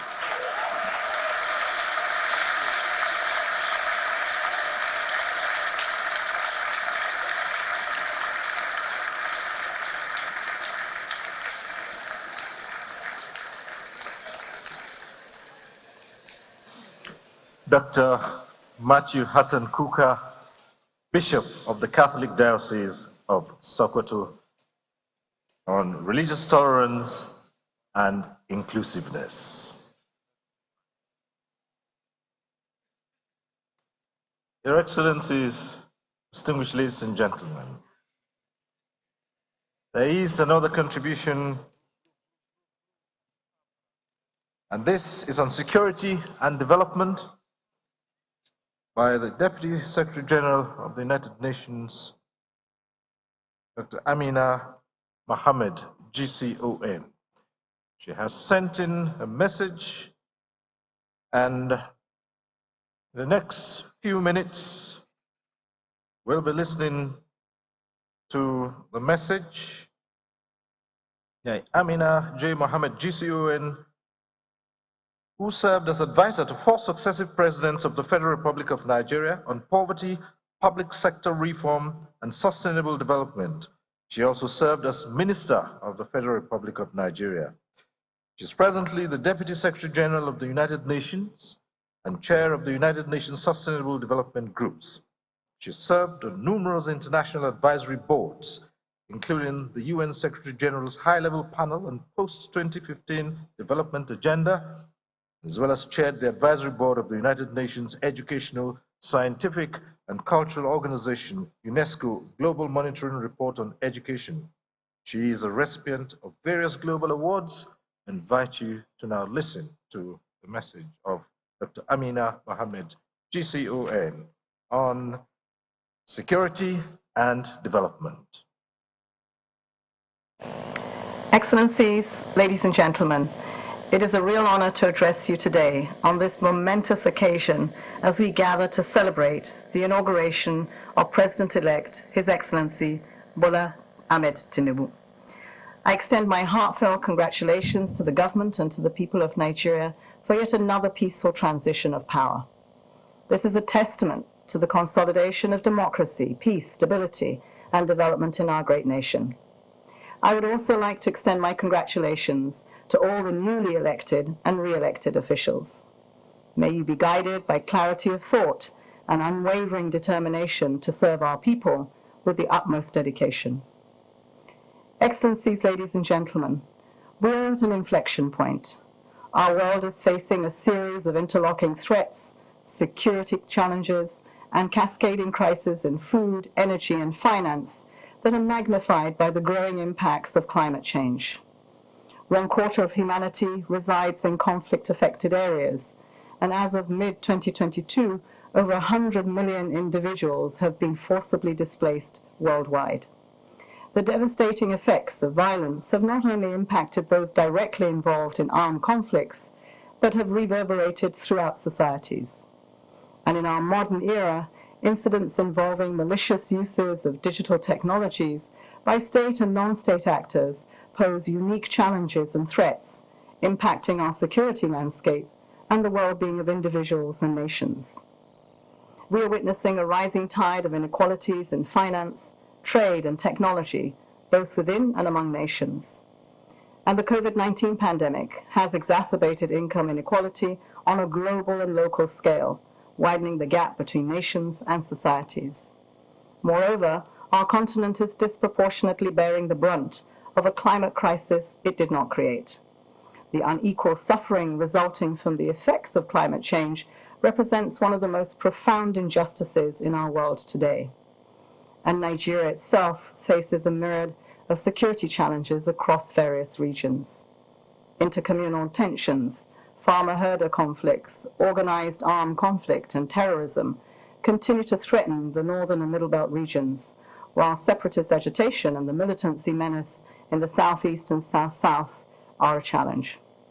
These security challenges impede progress and development in various sectors, and I commend the government of Nigeria and its armed forces for its national and sub-regional efforts to address these complex challenges. This is a moment for us to come together, united in our determination to address these multifaceted challenges. We must find local solutions to our national problems. We must foster international cooperation and Nigerian leadership, strengthen our collective resolve, and embark on a pathway that champions inclusivity, equity, and sustainable development. Excellencies, ladies and gentlemen, sustainable development stands as humanity's most effective tool for prevention. It is the only way to address the underlying drivers of conflict and fragility. This is the security development nexus in action.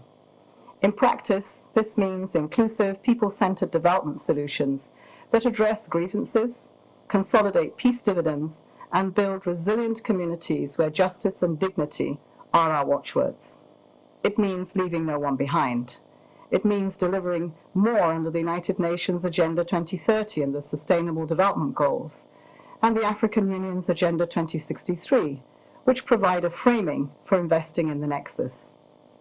By creating decent jobs, particularly for youth and women, we empower individuals to live dignified lives and reduce the risk of social unrest and strengthen social cohesion. By bridging the digital divide and investing in new technology, we enable connectivity, drive economic growth, and create new possibilities for working together. Infrastructure development, implemented with a conflict-sensitive approach, will open up new opportunities for cooperation and foster the type of subnational integration that enhances economic empowerment against unexpected shocks. And by transforming our education system, we can equip future generations to fully participate in modern economies and to meet the demands of our fast-changing nation and world.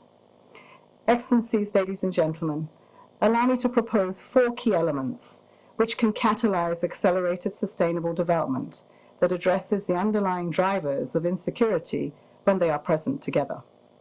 First, we need a strong policy environment that transcends disciplines. This means policies that integrate all sectors, from security to humanitarian to development. It means designing measures that address the more profound structural causes of insecurity while also meeting urgent humanitarian needs and remaining acutely mindful of ongoing conflict dynamics. Investing in local economies across food security, energy access, and digital connectivity is key. Second, we need strong institutions. This means institutions that are built to last, ensure the rule of law, and provide a framework for a just and equitable society. Institutions that create an environment where citizens' rights are protected and deliver essential services to the people, such as education, healthcare, infrastructure, and social welfare. This means partnerships, collaboration, and joint planning across all levels of government. Local and state governments are essential players in this regard, given their closeness to the people and their constitutional responsibilities. Third, people. We must invest in our people, and our leaders at all levels, government, community, business, traditional fathers, must all be at the table. A transformational education sector will also be crucial. The knowledge and skill sets needed for nation building must continue to evolve at pace.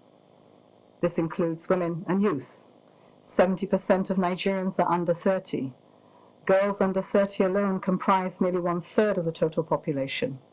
Women and youth bear the most significant toll from conflict, yet they're rarely given a seat at the mediation table. This is despite the fact that we know from experience and from independent research that pathways to peace are always more successful when they involve women and young people. Finally, these 3 elements, policies, institutions, and people, are only effective if combined with sound investments and accountability mechanisms. Recourse to justice, effective criminal justice systems, and transparent governance of resources are all required for sustainable development to meaningfully address the root causes of violence. Sustainable development will never address the root causes of violence without recourse to justice. And for this, we must invest in people and supplies that deliver on the rule of law. In the words of Secretary General Guterres, from the smallest village to the global stage, the rule of law is all that stands between peace and stability. SDG 16 is our compass in this regard, and its fulfillment has ripple effects throughout all SDGs. Excellencies, ladies and gentlemen, the existential threats of our time, from climate change to the threat of nuclear conflict, underscore the importance of multilateralism. No one nation can defend itself against these threats entirely on its own. Nations working together can achieve things that are beyond what even the most powerful state can accomplish itself. And that is why the United Nations was created, it is what we do. Convene for peace and give hope in times of cascading crises. The United Nations needs Nigeria and strong African voices to rise up, speak on the global stage, and double down on the multilateral solutions that meet the immense challenges of our time. The global narrative must be one that is shaped by all of us and not just by a few. Excellencies, ladies and gentlemen, the latest peaceful democratic transition of power is yet more proof that Nigeria is better together. Our deepening democracy is consolidating the foundations of a prosperous future together. Your responsibility as leaders of this great nation is to continue this trajectory and to guide the people of Nigeria along inclusive pathways of peace and development that leave absolutely no one behind. It is time to be humbled by the weight of this responsibility for over 220 million Nigerians. And we at the United Nations are committed to helping you achieve a peaceful and prosperous Nigeria where all Nigerians will thrive. I thank you.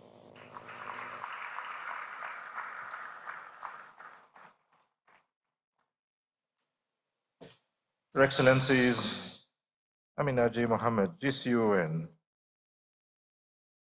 Deputy Secretary General of the United Nations and Chair of the United Nations Sustainable Development Groups, delivering a message there. The Nigerian economy comes into focus as we take on the next contribution. This is strengthening the Nigerian economy.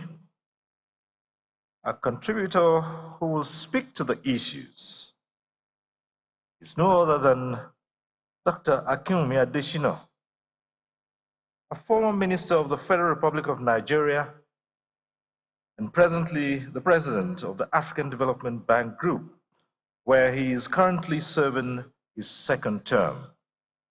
Under his tenure, Dr. Adesina introduced innovations that made the African Development Bank Group achieve the highest capital increase since its inception in 1964.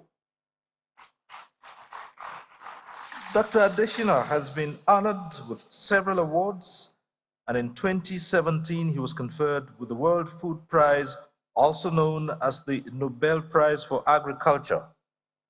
Dr. Adesina was also announced as the winner of the 2020 Distinguished Fellowship Award by the Academy of Public Health, the flagship body of the West African Institute of Public Health, in December 2020. Your Excellencies, distinguished ladies and gentlemen, Dr. Akinwumi Adesina, President, African Development Bank, AFDB, strengthening the Nigerian economy.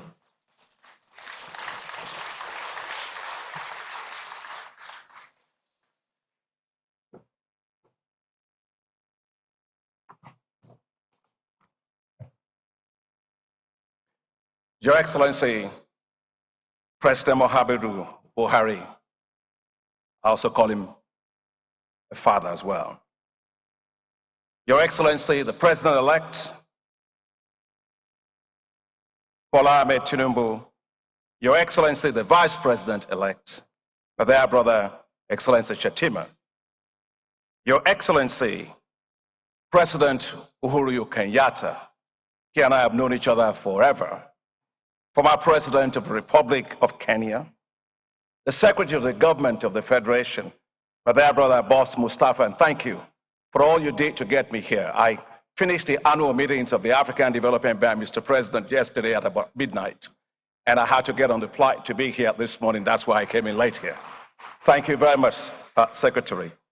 Excellencies, Governors, Your Eminence, Your Royal Highnesses, distinguished ladies and gentlemen, friends of Nigeria, beloved Nigerians. I wish to start by thanking you, Mr. President, for inviting me to the ceremonies for the swearing in of the incoming president, His Excellency Bola Ahmed Tinubu. I would like to congratulate you, Mr. President, for this achievement of the 7th democratic transition of our beloved country. I would like to congratulate the incoming president and also the incoming vice president. I wish to thank the Secretary of the Government of the Federation, Boss Mustafa, the chairman and members of the Presidential Transition Council for inviting me to speak at this inauguration lecture for the incoming president of Nigeria. It is such a great honor to share my views and perspectives after the wonderful speech that has been given by my very dear friend and brother, His Excellency President Uhuru Kenyatta, as our nation gets ready to have a passing of the baton between His Excellency President Muhammadu Buhari and the incoming president, His Excellency Asiwaju Ahmed Bola Tinubu. It is your turn.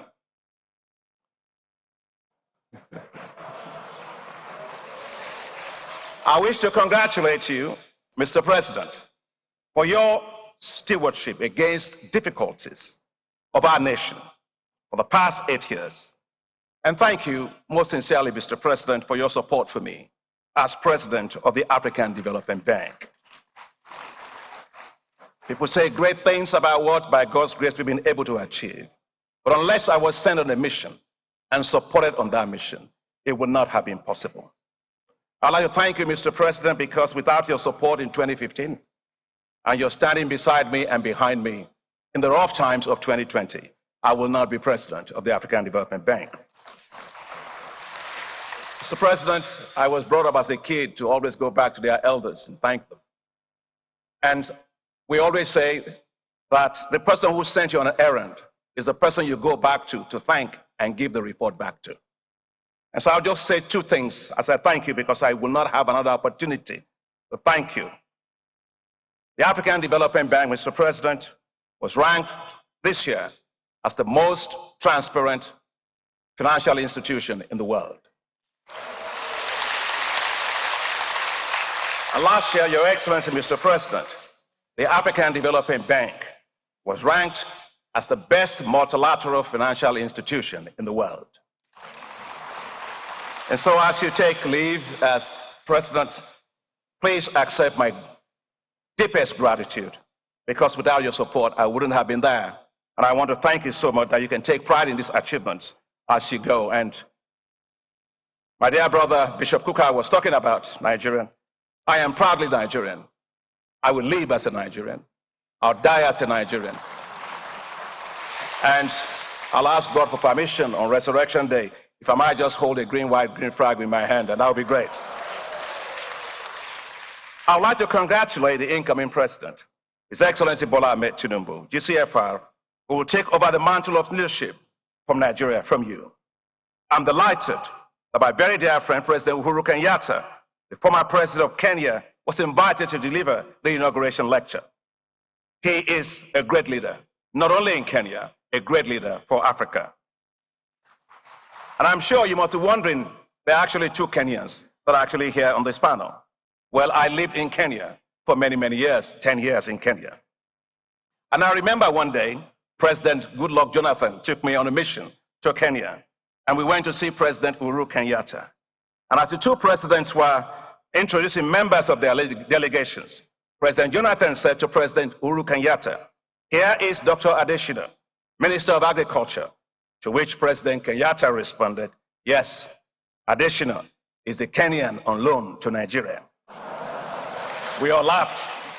Thank you, Mr. President Kenyatta, for what an incredibly powerful speech you gave us today. Very, very insightful. Your Excellencies, the election of a new president always elicits hope.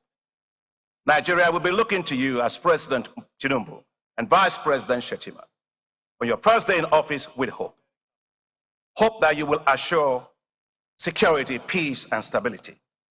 Hope that you will heal and unite a fractious nation. Hope that you will rise above party lines and forge a compelling force to move the nation forward with inclusiveness, fairness, equity, and justice. Hope that you will dramatically improve the economy, which is what I'm going to talk about today. And hope that you will spark a new wave of prosperity. And hope must be brought to the present, as hope deferred makes the heart grow weary. Your Excellencies, the starting point must be macroeconomic and fiscal stability. unless the economy is revived and the fiscal challenges addressed boldly, the resources to develop will not be there. No bird can fly if its wings are tied. Nigeria currently faces huge fiscal deficits, estimated at 6% of the GDP. This has been due to several challenges, including low receipts to dwindling revenues from export of crude oil, vandalism of pipelines, and illegal bunkering of crude oil. According to Nigeria's Debt Management Office, Nigeria now spends 96% of its revenue servicing debt, with the debt-to-revenue ratio rising from 83.2% in 2021 to 96.3% by 2022. Some will argue that the debt-to-GDP ratio at 34% is still low compared to other countries in Africa, and that is absolutely correct. But no one pays their debt using GDP. Debt is paid using revenue, and Nigeria's revenues have been declining. Nigeria earns revenue today to service debt and not to grow. The place to start, therefore, is to remove the inefficient fuel subsidies. Nigerian fuel subsidies benefit the rich, not the poor. Fueling theirs and government's endless fleet of cars at the expense of the poor. Estimates show that the poorest 40% of the population consume just 3% of petrol. Fuel subsidies are killing the Nigerian economy, costing the economy of Nigeria $10 billion alone in 2022. Now that means that Nigeria is borrowing what it doesn't have to borrow for. If it simply eliminates these inefficient subsidies and uses the resources well for national development. Rather, support should be provided to private sector refineries and modular refineries to allow for efficiency and competitiveness to drive down fuel pump prices. The newly commissioned Dangote refinery, by Your Excellency, Mr. President, the largest single-train petroleum refinery in the world, as well as the petrochemical complex, will revolutionize Nigeria's economy. And congratulations to you, Mr. President. I'd also like to give congratulations to my dear brother, Aliko Dangote, for his amazing $19 billion investment. You got Nigerians, Mr. President, who believe in Nigeria. He's one of them. I am one of them. And we are many of us. We believe in Nigeria. Your Excellencies, there's also an urgent need to look at the cost of governance. The cost of governance in Nigeria is way too high and should be drastically reduced to free up more resources for development. Nigeria is spending very little on development. Today, Nigeria is ranked among the countries with the lowest human capital development index in the world, with a rank of 167 among 174 countries globally, according to the World Bank 2022 Public Expenditure Review Report. To meet Nigeria's massive infrastructure needs, according to this report, we require $3 trillion by 2050. According to the report, at the current rate, it will take 300 years to provide the minimum level of infrastructure needed for Nigeria's development. All living Nigerians today and many generations to come will be long gone by then. We must therefore change this and change it decisively. Nigeria must rely more on the private sector for infrastructure development to reduce the fiscal burdens on the shoulders of government. Your Excellencies, much can be done to raise tax revenue, as tax to GDP ratio in Nigeria is still low. This must include improving tax collection, tax administration, but moving from tax exemption to tax redemption, ensuring that multinational companies pay appropriate royalties and taxes, and that leakages in tax collection are closed. However, simply raising taxes is not enough, as many question the value of paying taxes, hence a high level of tax avoidance. Many citizens provide their own electricity, sink their own boreholes to get access to water, repair their roads in their neighborhoods and in their towns. These are essentially high implicit taxes. Nigerians, therefore, today pay the highest implicit taxes in the world. Governments need to ensure effective social contracts by delivering quality public services. It is not the amount collected, it is how it is spent and what it's delivered. Nations that grow better, they run effective governments that assure social contracts with their citizens. Your Excellencies, we must rebalance the structure and performance of the economy. A very common refrain in Nigeria with every successive government is, we need to diversify the economy. But is it really so? The economy of Nigeria is one of the most diversified in Africa, with the oil sector accounting for only 15% of the GDP, and 85% is accounted for by other sectors. Nigeria's challenge is not diversification. Nigeria's challenge is revenue concentration. And that is because the oil sector accounts for 75.4% of export revenue and 50% of all government revenue. The solution, therefore, is to unlock the bottlenecks that are hampering the 85% of the economy. These include low productivity, very poor infrastructure and logistics, despite gains being made, epileptic power supply, inadequate access to finance for small and medium-sized enterprises. Nigeria must also shift away from just relying on import substitution to export-focused industrialization. No team in soccer can ever win by playing defense. Every team that wins in soccer, they win by playing offense. When you do export-led industrialization, that's offense. That's how economies will grow, and that's how we will thrive. Your Excellencies, for faster growth, Nigeria must fix decisively the issue of power once and for all. There is no justification for Nigeria not having enough power. The abnormal have simply become normal. Nigeria's private sector is hampered by the high cost of power. Providing electricity will make Nigerian industries more competitive, especially within the context of the African Continental Free Trade Area. And it's actually not brain surgery. Let me give two examples, Kenya and Egypt. With the support of the African Development Bank, working with President Kenyatta, he was able to expand electricity access in Kenya from 32% in 2013 to 75% in 2022. What an incredible achievement in just a period of 10 years. Today, 86% of Kenya's economy is powered by renewable energy. And one project where I came to visit with the President is called the Last Mile Connectivity Project. The bank's support, it allowed Kenya to connect the poorer households, 2.3 million of them, to electricity.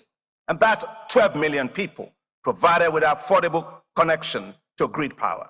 Thank you, Mr. President. It was a fantastic program. I'm just coming from Egypt. In 2014, Egypt had electricity deficit of 6,000 megawatts. But by 2022, Egypt had 20,000 megawatts of surplus power generation. Amazing. So it can be done.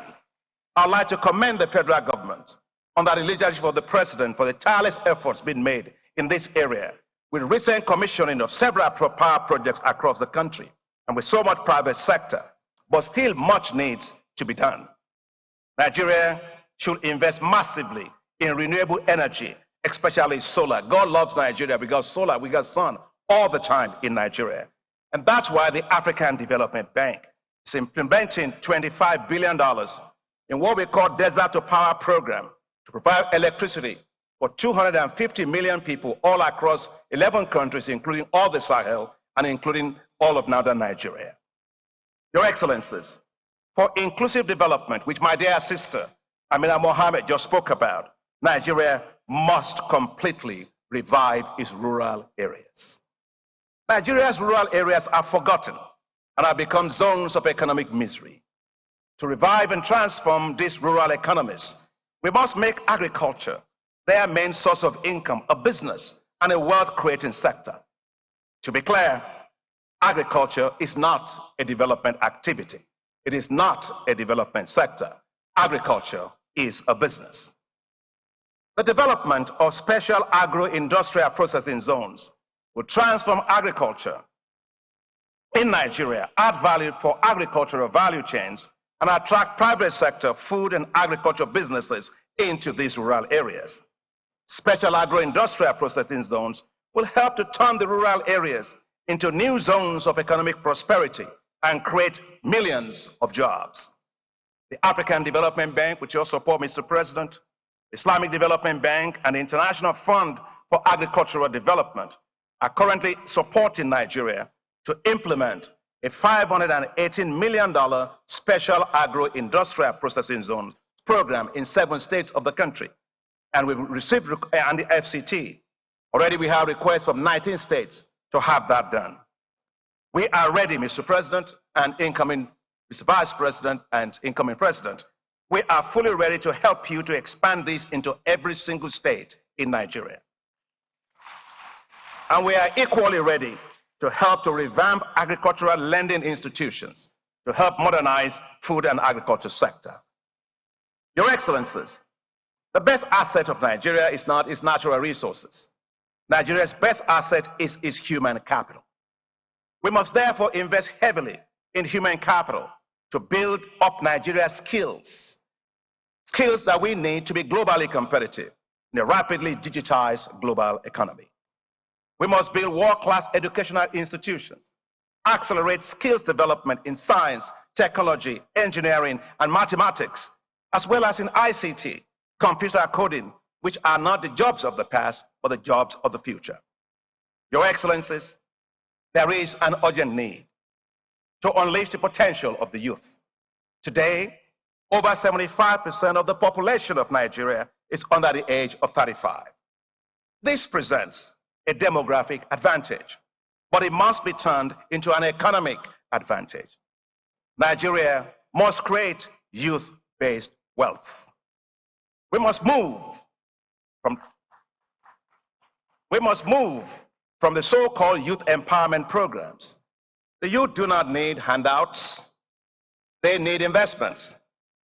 The current banking system will not lend to the youth. If you're a young person, you go to a bank, they ask you, how old are you? You say 21 years old. They ask you, go bring your tax receipts for the last 25 years. How does that work? Special funds, while palliative in approach, are also not systemic and are also not sustainable. What is needed to unleash the entrepreneurship of the youth of Nigeria are brand new financial ecosystems that understands, values, promotes, and provide financial instruments and platforms for nurturing business ventures of the youth in Nigeria at scale. The African Development Bank and partners, including the Agence Française de Développement, Islamic Development Bank, and others, we launched right here in Nigeria the $618 million IDICE program to develop digital and creative enterprises. Mr. President, under your leadership, this is one of the great things I hope that you're most proud of. These things will create 6 million jobs and add $6.3 billion to Nigeria's economy. Your Excellencies, as I close, the African Development Bank is currently working with central banks and countries all across Africa to design and to support the establishment of youth entrepreneurship investment banks. These will be new financial institutions run by young, professional, highly competent experts and bankers to develop and deploy new financial products and services for businesses and ventures of young people. Several African countries have already agreed to set up the youth entrepreneurship investment banks. Nigeria should establish the Youth Entrepreneurship Investment Bank. Your Excellency, Mr. President, thank you very much. Your Excellency, Mr. Vice President-elect, let me now close. Nigeria's economy needs to soar. You have an incredible opportunity to make history. History by building a resurgent Nigeria, a united and prosperous Nigeria. It is Nigeria's turn. I wish you all the very best for success. May God bless you, may God help you, and may God bless the Federal Republic of Nigeria.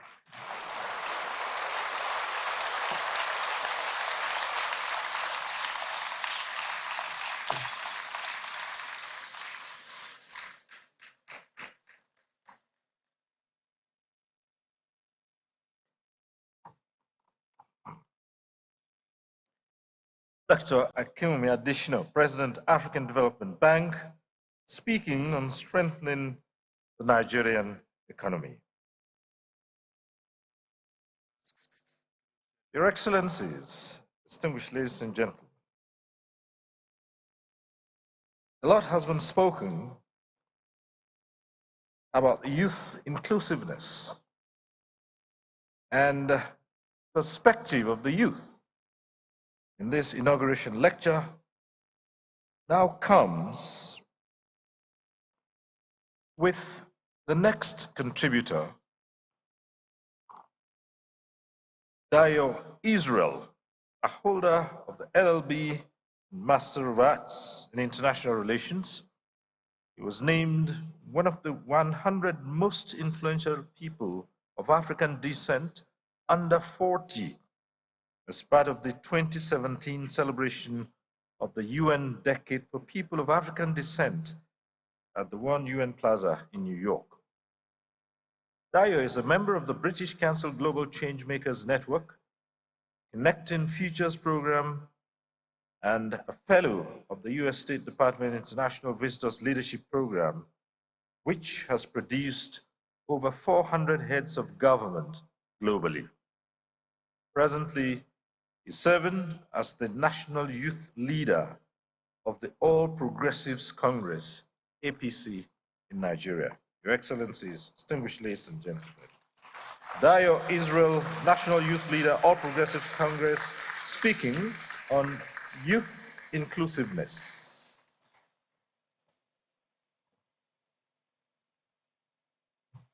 Your Excellency, the President and Commander-in-Chief of the Armed Forces of the Federal Republic of Nigeria, a fine gentleman who served this country with all honor and was looking forward to go back to Katsina on Monday by the grace of the Almighty, President Muhammadu Buhari, GCFR. Please clap for the President. My father, the President-elect of the Federal Republic of Nigeria, Asiwaju Bola Ahmed Tinubu, GCFR, ably represented here by the Lion of Borno. As a matter of fact, the Lion of Northeast of Nigeria, distinguished Senator Kashim Shettima, GCON. Your Excellency Abari Yaku, the former President of Kenya, President Uhuru Kenyatta. I love Kenya a lot, I've been there a few times, and it's always great to listen to you speak, Mr. President. Excellency, the National Chairman of my great party, my own direct boss, distinguished Senator Abdullah Adamu. Let me, of course, the Deputy Speaker of the House of Representatives, the SGF, I'm very grateful for the honor to be here. All the distinguished guests present, including my Deputy National Chairman. I'm a party man, so please allow me, and the National Secretary of my great party, and my wonderful youth leaders of my party who are present here, other protocols duly extended. It is such an honor for me to stand here on this stage. I had a similar honor in 2002, October 1, when President Obasanjo was hosting his Independence Day event, and he hosted the Summit of Nigerian Children, ICO, and I had the honor of representing the children of Nigeria on this podium at that event. And a few years later, I'm here today representing the youth of Nigeria, in particular the youth of our party. And I want to begin by telling you a story. I love stories. A young boy was trying to kill a bee, and the father said to him, "Stop, don't do that." And the boy said to the father, "Daddy, what's wrong? It's just a bee." And the father said, "Don't you ever say it's just a bee. It's not just a bee. Because without this bee, thousands of plants around the world would go unpollinated. Without this bee, the rates of fruit and vegetable produce would decline and lead to famine. Without this bee, many crops would die and farmers will go bankrupt. Without this bee, the world will go without honey and we will eat our pancakes dry. It's not just a bee. And that reminds me that the bee here we're talking about is the wonderful young people of Nigeria. We're not just young people. We're not just youths. We're the lushness of this green land. The best resource, like Dr. Akinwumi Adesina spoke about, that Nigeria has to offer. The best export of our great nation, the Federal Republic of Nigeria.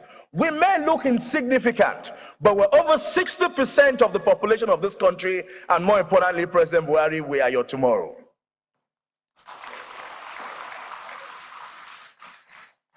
And it reminds me of another story. President Kenyatta, you'll be familiar with your sister, Wangari Maathai. She spoke about the story of the human bed.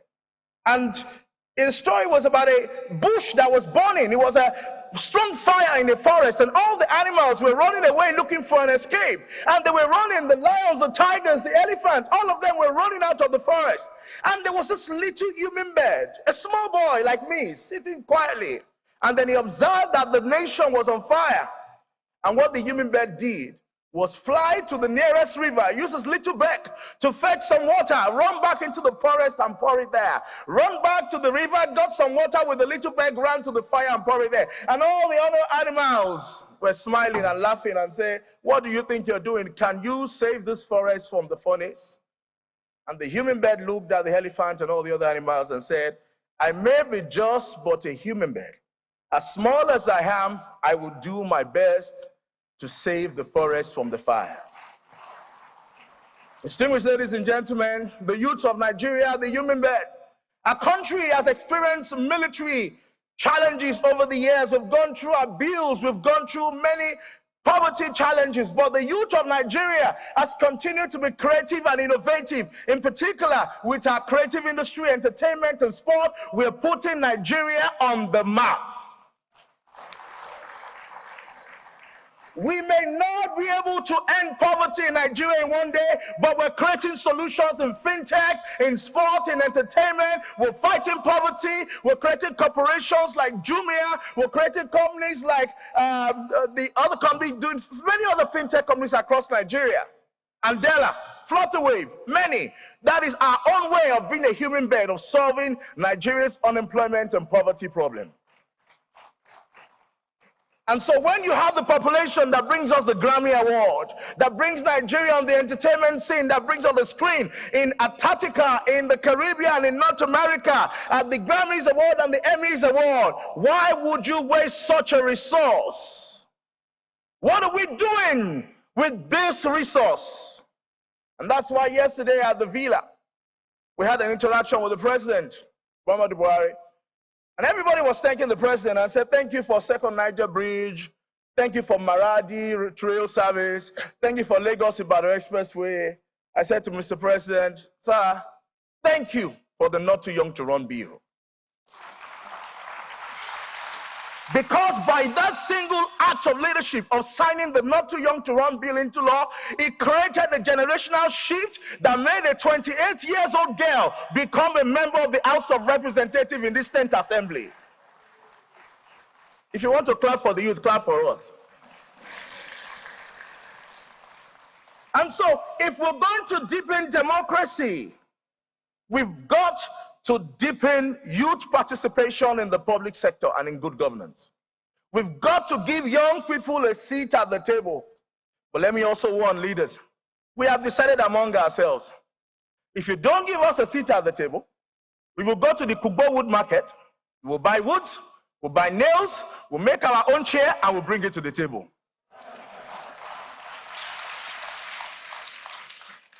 We must deepen youth participation at all levels. At local government level, at House of Assembly level, at governorship level, at the Senate, National Assembly, and even at the top level. And that's why as I traveled across the country, campaigning for Asiwaju Bola Ahmed Tinubu, went to 33 states on my own with my team of youth leaders engaging the youth in the community.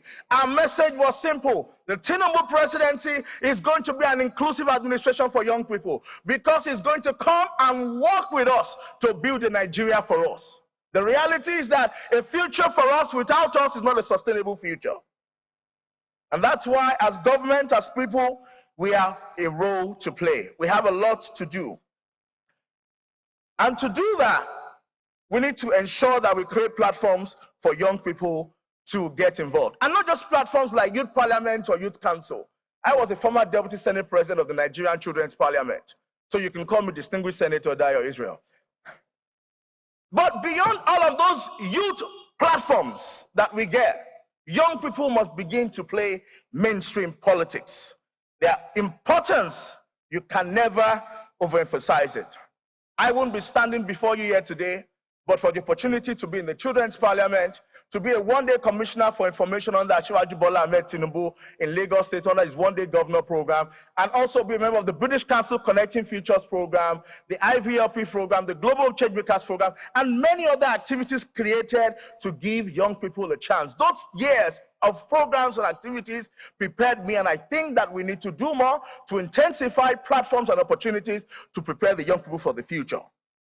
We need concerted effort to raise the next generation of Thomas Sankara, Patrice Lumumba, Kwame Nkrumah, and because President Kenyatta is here, Jomo Kenyatta.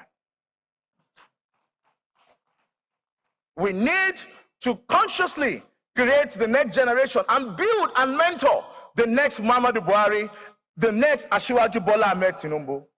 Because Asiwaju did not get here in one day. It was a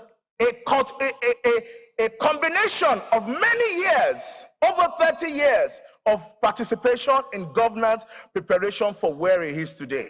And so we need to begin to prepare that 20-year-old person, that 30-year-old person that is going to take over from you and lead Nigeria to the path of greatness than you have done. There are many like us who are out there. And you know, I'm a Christian and I love to take my wisdom from the scripture. It says that children are like arrows in the hand of the mighty. In other words, if you are a mighty man, you're going to war, you have an arrow in your hand. If you keep the arrow in your pocket or in your bag, it's useless. You've got to stretch your bow. You've got to pull back the arrow. That is only when it can bring you results. You've got many young Nigerians who are filled with talent, who are filled with skills. They're not perfect, but you've got to make use of them and give them a platform to take responsibility. And we're doing our best on our own. We're building empires in techs, in corporate financing. We're raising capitals, even more than some banks. Many young people are raising investment in multi-billion dollars. So who says we are not ready? We are the ready generation. We only need an opportunity. We only need a seat at the table. We have excelled in sport. We've put Africa on the map. We have created results. We only need intergenerational collaboration because we're also responsible for the future of this country. We are going to be living in that future. And that's why, as I begin to wrap up, I want to take another wisdom from Joel chapter 1, verse 28. It says, in the last day I will pour my spirit upon flesh. And it says, your sons and daughter will prophesy. In other words, they will speak of the things that have not happened. It means they will be futuristic. They see tomorrow and they can begin to walk into creating that tomorrow. So if we have the capacity to create tomorrow, then you need to give us a seat at the table to help you build tomorrow. It says, and your old men shall dream dreams, and your young men will see vision. We need to help our young people, not just to see vision, but to run with that vision by building their capacity. And that's why I'm going to go into 3 different action points for all of us before I sit down. Action point number 1 for government. As government leaders, Vice President Shettima, the administration of the Tinubu Shettima must prioritize giving young people tools to become equal discussion partners like I am today. You must prepare us, provide a platform of which we can be more than just essays and SLAs and PAs, essay media, to give us real assignment, give us challenges. Let me borrow the word of Caleb in the scripture. Give us this mountain. But you must prepare us. We must prioritize building capacity, training, and reforming of the educational system. Before I came in to become national youth leader of the APC, I was privileged by the grace of God and with the support of my governor, Babajide Olusola Sanwo-Olu, to be a permanent board member of the Lagos State Universal Basic Education Board, SUBEB. And the reason I was a permanent board member of SUBEB was also because there was a policy in Lagos that said that our board must have a woman and a youth as members of the board. Vice President Shettima, it is our call on behalf of the youth of our party that the new administration should expand its policy to ensure that no board appointment, agency, parastatals without a young person as a member. Youth, am I speaking your mind? We are demanding a seat at the table. Every board, every agency, NNPC, NPA, NPIC, every board, a seat for young people. We have worked for the party. We have the capacity. We have the potential. We need the platform. Are we not ready? Can we not do it? Test us, sir. We need to give young people the skills to be able to compete globally. We need to create a platform for internship and volunteerism. Like Dr. Akiru Madeshina said, we must invest in youth innovation, youth community action, and youth enterprise. There are many young people who are running development projects in their communities, NGO projects. They need grants, they need funding. We need to put money where our mouth is and support the young people. We must make it easy for young people to run for public office. And that's why I want to thank President Buhari one more time for the Not Too Young to Run bill. Building on that, I want to thank my national chairman, distinguished Senator Abdullahi Adamu. I went to the NWC when we got elected, and I asked that they please consider giving the young people 50% discount on the nomination form of the party. From presidency, that was 100 million, governorship, that was 50 million, House Senate, that was 10 or 12 million, and we were able to get 50% discount nomination form for young people 18 to 40. I want to thank all my NWC colleagues for supporting that, and the NEC members that gave that a life. Because of that, Mr. President, Mr. Vice President-elect, we have over 13 young people under 40 elected into this 10th National Assembly of Nigeria who took advantage of our discount on nomination forms. We must strengthen civic education. We must create a sense of history. We must create a platform for intergenerational engagement. We must introduce policies that deepens youth inclusion in governance, like the Lagos State SUBEB law that allows for one young person to be on the board, and many more that the Tinubu-Shettima administration will bring to birth. And to our parents, let me speak to you fathers and mothers. We must be like, I'm going to refer to the scriptures again, like Anna, when she was raising Samuel. She raised him concertedly with a mindset that she was raising someone special. No child becomes great without a concerted effort from his or her parent. We must make an effort to concertedly raise the next generation. In the family, we must restore back values in the family. You must remember that you're raising a king.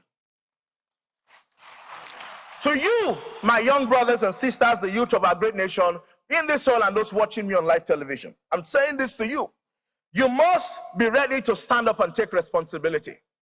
You must be ready to learn, unlearn, and relearn in any form, either through individual programs or by registering from programs like the Carrington Youth Fellowship, the Mandela Washington Fellowship, the yearly program, or some of the ones that I participated on, the IVLP International Visitors Leadership Program, the British Council Global Changemakers, Connecting Futures, and many more that will be created under the Tinubu-Shettima administration. You must be ready to go out, go online, go and sign up, go and apply, go and showcase your capacity.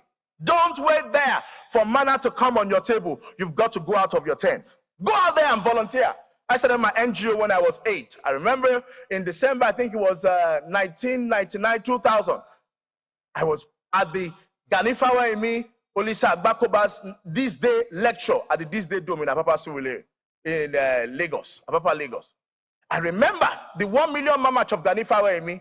I was in the crowd. In 1998, when Afsat Abiola came back to Nigeria to run Kind, I was the youngest at the table. Myself, Jimmy Ate, Jikate, I think it was with Jikato, with MTA, Jimmy Ate, Collins Babalola, and many of us, Yinka, a young boy in my school uniform, but already getting involved in the NGO. And that's why in 2002, May, I was selected to represent all the young people of Nigeria at the UN General Assembly Special Session on Children in New York, and came back to Nigeria to chair the ICO in October.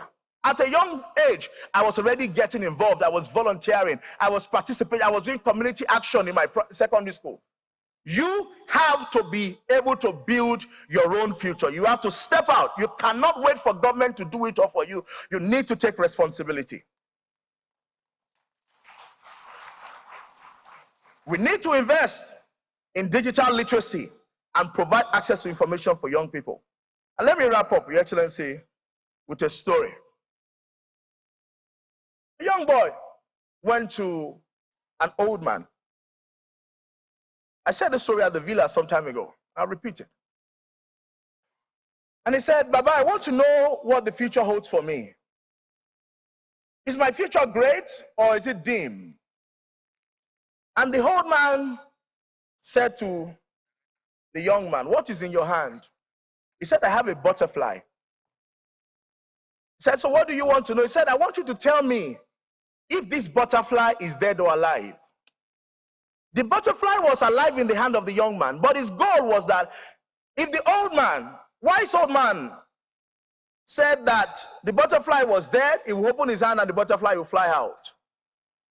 And if the old man said the butterfly was alive, he would crush it first and then open his hand to show the old man that the butterfly was dead. And the elderly man, like President Muhammadu Buhari, calm, quietly looked at the young man and said, young man, the life and the future of the butterfly is in your hands.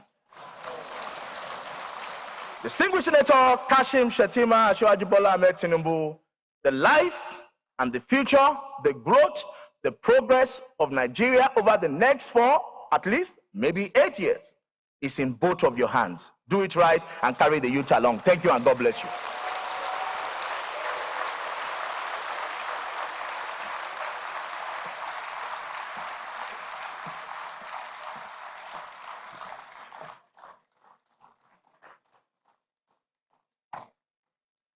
Your Excellencies, distinguished ladies and gentlemen, Dio Israel, the National Youth Leader, All Progressive Congress, on the topic Youth Inclusiveness, on this day that we take the 2023 Presidential Inauguration Lecture, and he has brought forward the youth perspective. While Dio Israel was speaking, Cyril and I felt that perhaps the definition of youth in Nigeria should involve myself and Cyril, irrespective of age, so that way we can borrow some of Dio Israel's energy. But more than anything else, Dio has spoken about intergenerational relationship and getting youth included and giving them a seat on the table. And if they do not get a seat on the table, they will make their own seat with a carpenter and bring their chair to the table. Your Excellency, distinguished ladies and gentlemen, Mr. Dio Israel.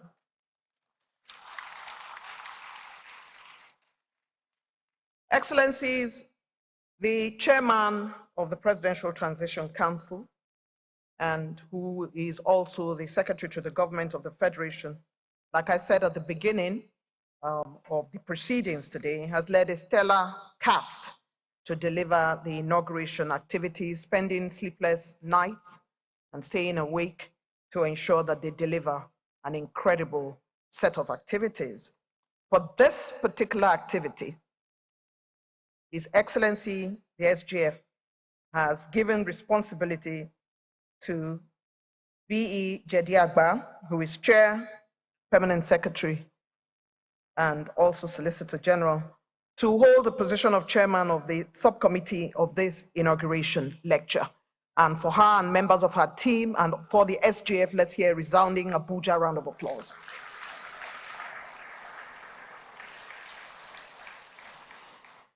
Excellencies, the inauguration keynote speaker, His Excellency Uhuru Kenyatta, describes President Muhammadu Buhari as his brother, and the relationship between East Africa and West Africa is a long, long relationship for which I have benefited immensely. As he visits us this period, he must try those things that are close and a little bit different from ugali and chapati, sukuma wiki, and also mudakoi.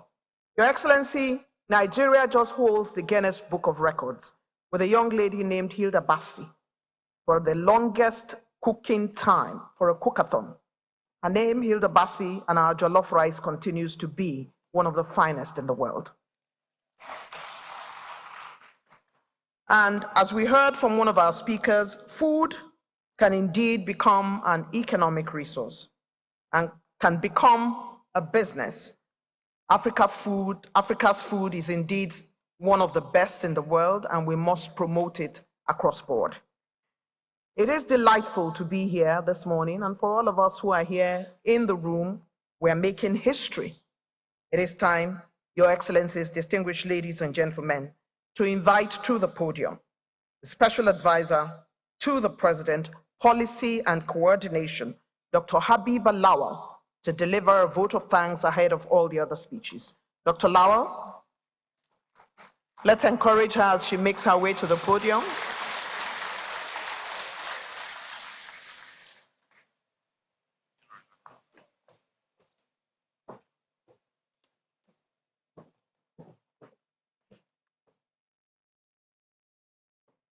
Your Excellency, President Muhammadu Buhari, Your Excellency, the Vice President-elect, Senator Kashim Shettima, Your Excellency, the former President of Kenya, Uhuru Kenyatta, Your Excellencies, please permit me to align with the already established protocol. On behalf of the Presidential Transition Council, I stand before you today to express our heartfelt gratitude as we bring this all-important lecture to a close. We are deeply humbled and honored by the overwhelming support and active participation from every one of you. We would like to extend our sincere appreciation to our esteemed guest speaker, former President of Kenya, Uhuru Kenyatta, for gracing us with his presence and delivering an enlightening keynote address on deepening democracy for development. Your wisdom, insight, and experiences have provided us with invaluable perspectives on national unity and the role of democracy in advancement. Your presence here today serves as a testament to the strong bonds of friendship and collaboration between our two nations. Our deepest gratitude also goes to His Eminence, Muhammad Saad Abubakar III, Sultan of Sokoto, and the most revered Dr. Martin Hassan Kuka, Bishop of the Catholic Diocese of Sokoto, for sharing their profound thoughts on religious tolerance and inclusiveness. Your words have reminded us of the importance of embracing diversity, fostering religious harmony, and building a society that values and respects the rights and beliefs of its people. We would also like to express our appreciation to Dr. Akinwumi Adesina, President of the African Development Bank, and Amina J. Mohammed, Deputy Secretary General of the United Nations, for their insightful discussions on strengthening the Nigerian economy in the Tinubu years and security and development, respectively. Your expertise and contributions have shed light on the critical areas that underpin our nation's progress and prosperity. We are truly grateful for your commitment to Africa's development and your dedication to supporting Nigeria's growth. A special note of thanks goes to Dayo Israel, National Youth Leader of the All Progressive Congress, for his enlightening presentation on youth inclusiveness in governance. Your passion for active participation of the younger generation in governance, and their engagement is undoubtedly a great contribution to the evolution of our nation. We thank you. To the amazing organizing community, volunteers, and other support staff, your enduring commitment and tireless effort has been the driving force behind this seamless, momentous lecture. Your dedication and organizational skills have been truly commendable. Thank you for your relentless hard work. We would also like to thank our esteemed guests, distinguished personalities, excellencies, scholars, and representatives from different sectors, members of the media, who actively and continue to echo our mandate. We thank you for coming. To the Secretary of the Government, to the Government of the Federation, my immediate boss Mustafa CFR, I say thank you for your exceptional leadership, meticulous planning, and commitment to excellence. Indeed, your strategic insights and attention to detail have played a pivotal role in shaping the philosophy and objective of this lecture. To the President-elect and the Vice President-elect, as you stand on the precipice of assuming the highest office in the land, you have been chosen to be the voice of the people, the guardian and of their hopes and aspirations, and the catalyst for positive change. The decisions you make will reverberate far beyond your term in office. I have no doubt that your leadership will be of positive transformation to leave behind a nation that is stronger, more united, and more prosperous. Lastly, and on behalf of the entire, the Transition Council, I would like to express our deepest gratitude to His Excellency President Muhammadu Buhari for your unwavering, invaluable support and commitment to the whole transition process. Your Excellency, your vision, dynamic leadership, and dedication to fostering a democratic culture that values inclusivity and unity have laid the foundation for this remarkable gathering. We are truly honored to serve under your leadership and grateful for the opportunities you have created for sustainable national development. In conclusion, let us carry the spirit of this inauguration lecture with us as we leave this venue. May we continue to embrace the values of unity and democratic consolidation. Let us strive to bridge the divisions in our society, promote dialogue and collective responsibility, and work towards a future where every Nigerian feels valued, respected, and included in our nation's development trajectory. I thank you all for your kind attention, and may God bless our nation. Thank you.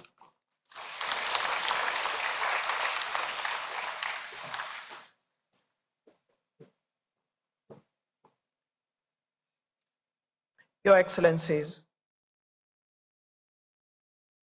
Dr. Habiba Lawal, Special Advisor to the President, Policy and Coordination, and in her words, the President-elect, the Vice President-elect have been chosen to be the voice of the people.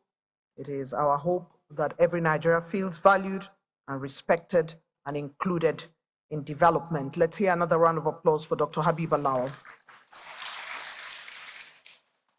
And on that note, Your Excellencies, distinguished invited guests, ladies and gentlemen, it's time now for me to invite to the podium the man who sits as Vice President-elect, and he would be making his remarks in that position. His Excellency Vice President-elect Kashim Shettima.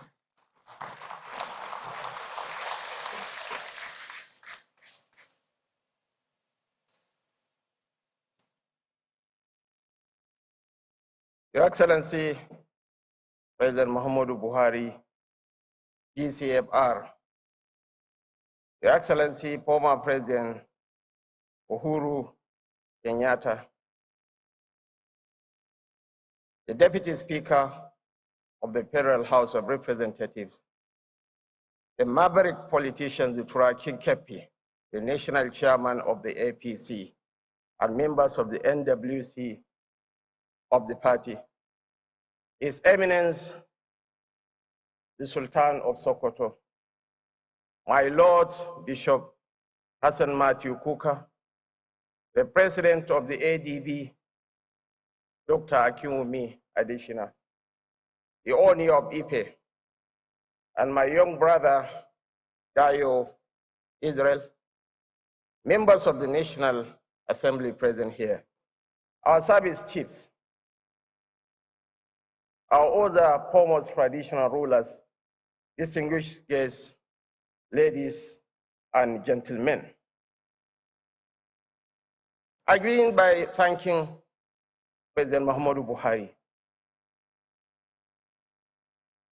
Ali bin Abi Talib said, power does not change a man, it reveals a man.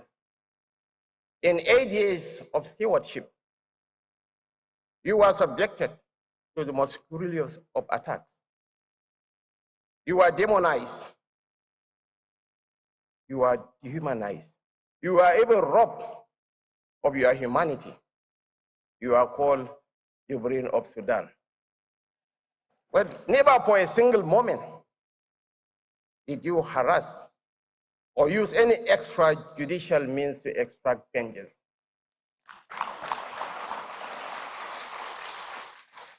About a year ago, the nation was at the brink of an implosion. There was acute agitation for a power shift. For the first time in the contemporary history of Nigeria, I dare to be contradicted by anybody. For the first time, a sitting president provided the enabling environment for the conduct of a just and fair primaries in his political party. That was how President-elect Asiwaju Bola Ahmed Tinubu emerged as the flag bearer of the APC.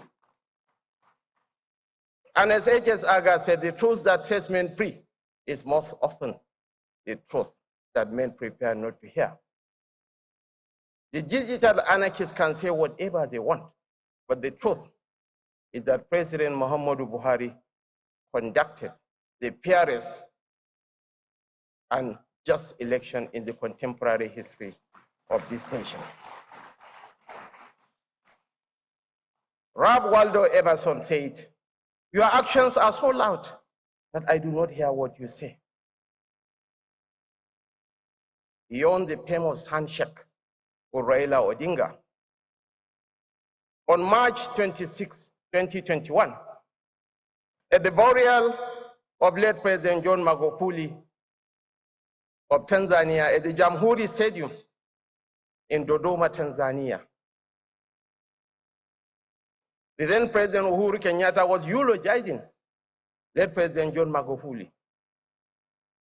At about 12:52 to 12:55 p.m., there was a call to prayer and adhan from a nearby mosque. President Uhuru Kenyatta paused as a mark of respect to the Muslim faithful. After the call of prayer, he said, Poleni wafeni mendili kwa kusema. Let me continue with my speech.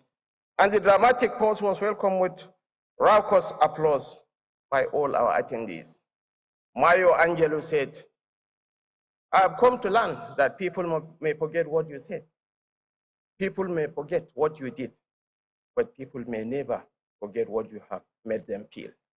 It made me feel proud as an African.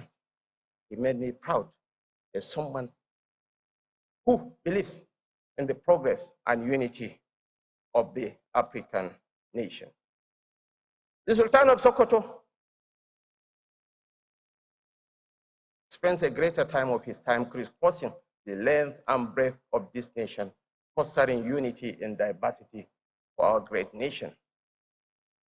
And my very good friend,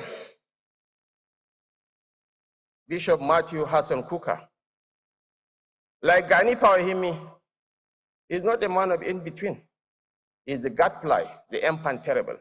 You either love him passionately or hate him intensely. When he attended the interreligious conference at the Vatican along with the 14th Emir of Colonel Muhammad Sanusi II. Cesar Aleta, a Spanish telecoms giant mogul, offered $1 billion to the Catholic Church. The Catholic pontiff is a Jesuit priest who believes passionately in education. He advised Cesar Aleta to invest that fund in education in the developing world. And Bishop Kuka and the 14th Emir invited him to come to northern Nigeria. That was how the Proputoro experience started unveiling here in Nigeria. And lo and behold, the religious merchants went to town that Bishop Kuka is trying to Christianize the North. I came out and defended him. And there was a payback time about 8 years down the line. When I emerged as the vice presidential candidate of the APC, people expected him to come out firing on all cylinders. They never knew of my relationship with Matthew Kuka. He chose the path of the golden mean and said, look, Nigerians, you all have to write. You all have the right to vote for the candidates of your choice, but we don't have to demonize any person. Your Excellencies, ladies and gentlemen, I began my boss's speech by thanking our esteemed keynote speaker, His Excellency, Mr. Uhuru Kenyatta, for his remarkable address. As a leader of a great and proud African nation, you have personally managed the crucial yet often difficult interplay between democracy and development. We were all cultivated and listened with unbroken attention to your portrayal of the political, economic, and social forces that describe the arena of national governance. Like you, I'm an African. I love our continent dearly. If I were asked 100 times to choose my own birthplace, then 100 times over I will choose to be an African and a Nigerian. I am proud to belong to this lineage and to be of this place. My heart beats proudly to see how my fellow Nigerians and Africans are creating their own democratic, political cultures and institutions to fit the conditions and challenges of their societies. The essence of democracy emerges dialogue, justice, and fair play. That it is more than a form of government. It is a way of life, a distinctive manner of thought and conduct for a leader. As such, it challenges each leader to be his better self, and this can be difficult at times, but remains indispensable to the steady functioning of democracy. Democracy is a benign paradox. It guarantees freedom, yet its survival is dependent on the responsible and limited use of that freedom. In the long run, it is the best form of government because it allows the majority to have its way while safeguarding the fundamental interests of the minority. It is forever a work in progress, a road that never ends, yet one that grows finer and less wearisome the more you walk it. I hold precious our democracy, not as a tidy abstraction, but as a pragmatic vessel that can take this nation to safer harbor in all aspects of our collective existence. Through the lenses of our national experience, I can see the scales balancing the merits of democracy against those other forms of government. I can see plainly that an imperfect democracy is better than the most perfect dictatorship. It is more just, more humane, and even more productive. We have emerged from one of the most fiercely contested elections in the annals of humanity, and the resounding echoes of the promises we have made serve as a haunting reminder that failure is a luxury we cannot afford. We are surrounded.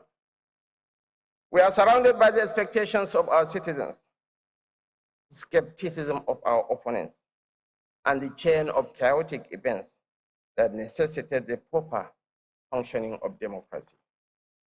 Your Excellencies, distinguished ladies and gentlemen, as I stand on this elevated ground, what I behold are not mere individuals.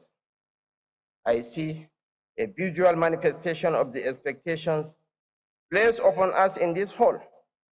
The allure of this system of governance lies not in the ostentation of authority. What distinguishes democracy is the recognition that power is not ours to claim. We, adorned in flowing robes and fancy suits, are but servants, duty-bound to never underestimate the true proprietors of this power. We are here to serve. We are here to listen. We are here to be held accountable. We are not saints on an evangelical mission. Therefore, like every mortal, we may stumble here and there. However, none of these mistakes will be intentional. We shall never be oblivious to the impermanence of this power. And we acknowledge that we shall be judged by man, time, and God. No doubt, our hearts swell with gratitude. No doubt, assuming the mantle of leadership in these troubled times warrant deep reflections. We shall undoubtedly honor and celebrate this opportunity. Yet I implore you, let the strains of our jubilation be hushed, for now is not the time to revel in the enchantment of triumph. Instead, let us come together in solemn unity and recognize the realities that afflict our nation. As Winston Churchill said, truth is so precious that it has to be surrounded by a bodyguard of lies. In politics, a lot of lies are being traded on at the top. Your Excellencies, ladies and gentlemen, I was a child of necessity. There is no any Islamization agenda. Bola Tinubu, Asiwaju Bola Ahmed Tinubu is a Muslim who is married to a Christian. Not only a Christian, but a pastor of the Redeemed Christian Church of God. Someone who has not Islamized his family. People are alluding that he has the intention to Islamize the nation.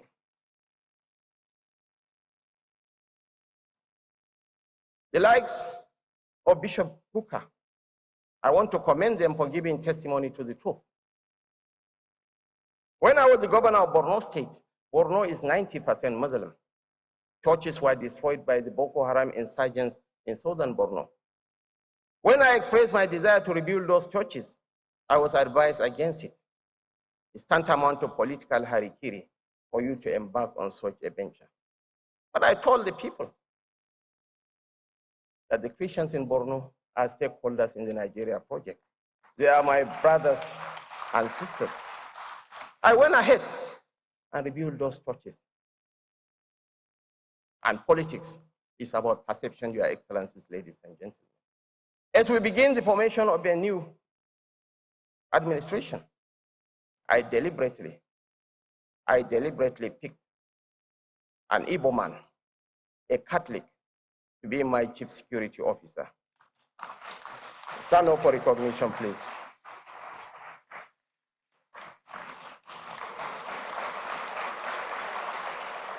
For the purpose of inclusivity and togetherness, again, I deliberately picked a Northern Christian to be my ADC.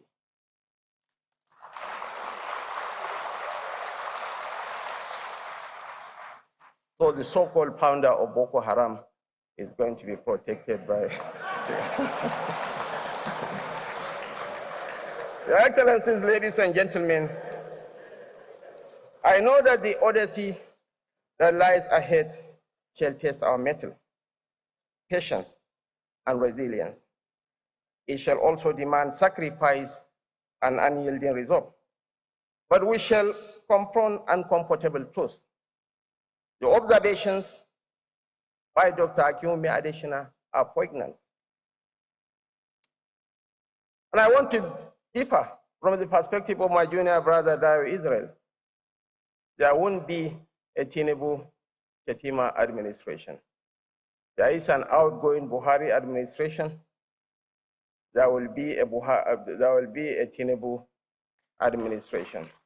As Spiro Agnew said, I hate all vices, including the office of the vice president.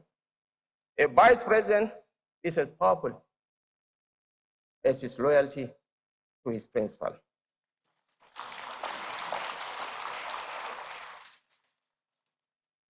I don't want to be presumptuous and make loud pronouncements, but definitely the issues highlighted about the fuel subsidy removal, about the realignment of the exchange rates, multiple exchange rates, will certainly be addressed by President-elect Bola Ahmed Tinubu. So I stand here, Your Excellency, ladies and gentlemen, imbued with a profound conviction that in unity, we are going to move a mountain. I implore on all Nigerians to give us the benefit of the doubt, to invest your trust and confidence in the Tinubu project, to believe in the Nigeria project. In spite of the division that permeated our politics in the last 2023 presidential elections, the most Christian of northern states is Benue. Benue is 90% Christian, but the Nigerian candidate defeated the religious candidate in Benue state. We won 2 of the 3 Senate seats. We won 10 out of the 11 House of Representatives seats, and we won the governorship seat in Benue state. The most northern of northern states is Sokoto. The Nigerian candidate lost to the regional candidate by a mere fraction in Sokoto. We won 2 Senate seats in Sokoto, and we won the gubernatorial race in Sokoto. So finally, Your Excellency, ladies and gentlemen, what binds us together to persist whatever that divides us? Thank you so much, and may God bless us all.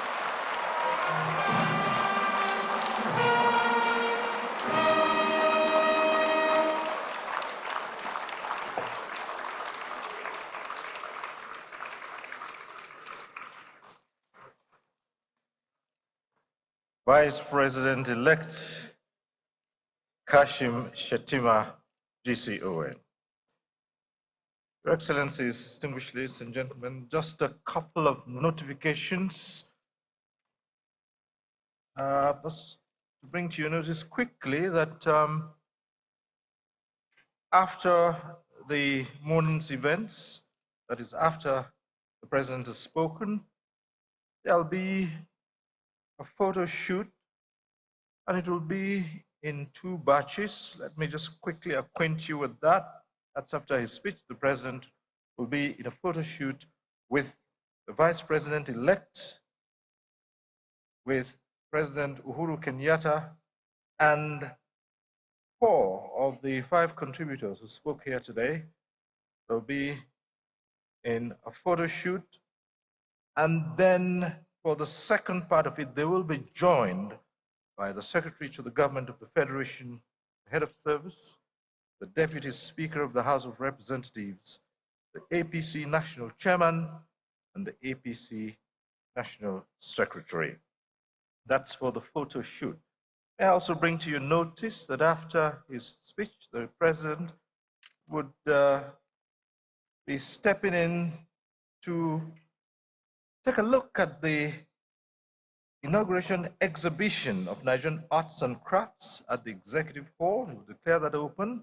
And once he has done that and taken his leave, other guests are encouraged to also go into the Executive Hall after the President has done the business of declaring it open, to also have a look at the exhibition of Nigerian arts and crafts. That's at the Executive Hall.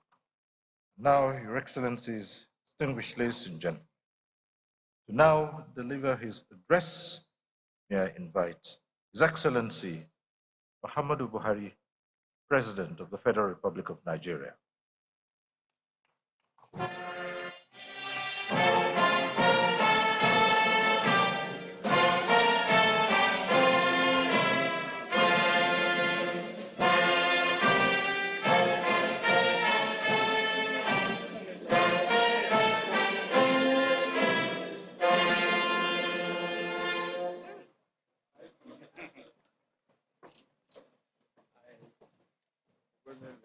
official one here. Yeah. Please sit down. Thank you very much. Thank you very much. Your Excellency Uhuru Muigai Kenyatta, former President of the Republic of Kenya, Deputy Speaker, House of Representatives, the governors present here, members of the National Assembly, Secretary to the Government of the Federation, honorable ministers, Deputy Secretary General, United Nations President, President Africa Development Bank, Chairman and principal members of All Progressive Congress, Chief of the Staff and the Service Chiefs, our Royal Fathers, ladies and gentlemen, as we come to the close of this important inauguration lecture, I stand before you with profound sense of pride and gratitude. Today, we have embarked on a journey of introspection, enlightenment, and collective growth. We have delved deep into the theme of deepening democracy for development and explored the lessons that will guide us as we transition to a new era. Throughout this lecture, we have recognized the challenges and divisions that have tested the very fabric of our nation. We have confronted the harsh realities of inequality, the persistence of corruption, and the imperative to empower all citizens. But more importantly, we have unearthed the transformative power of democracy and the immense potential it holds for our great nation.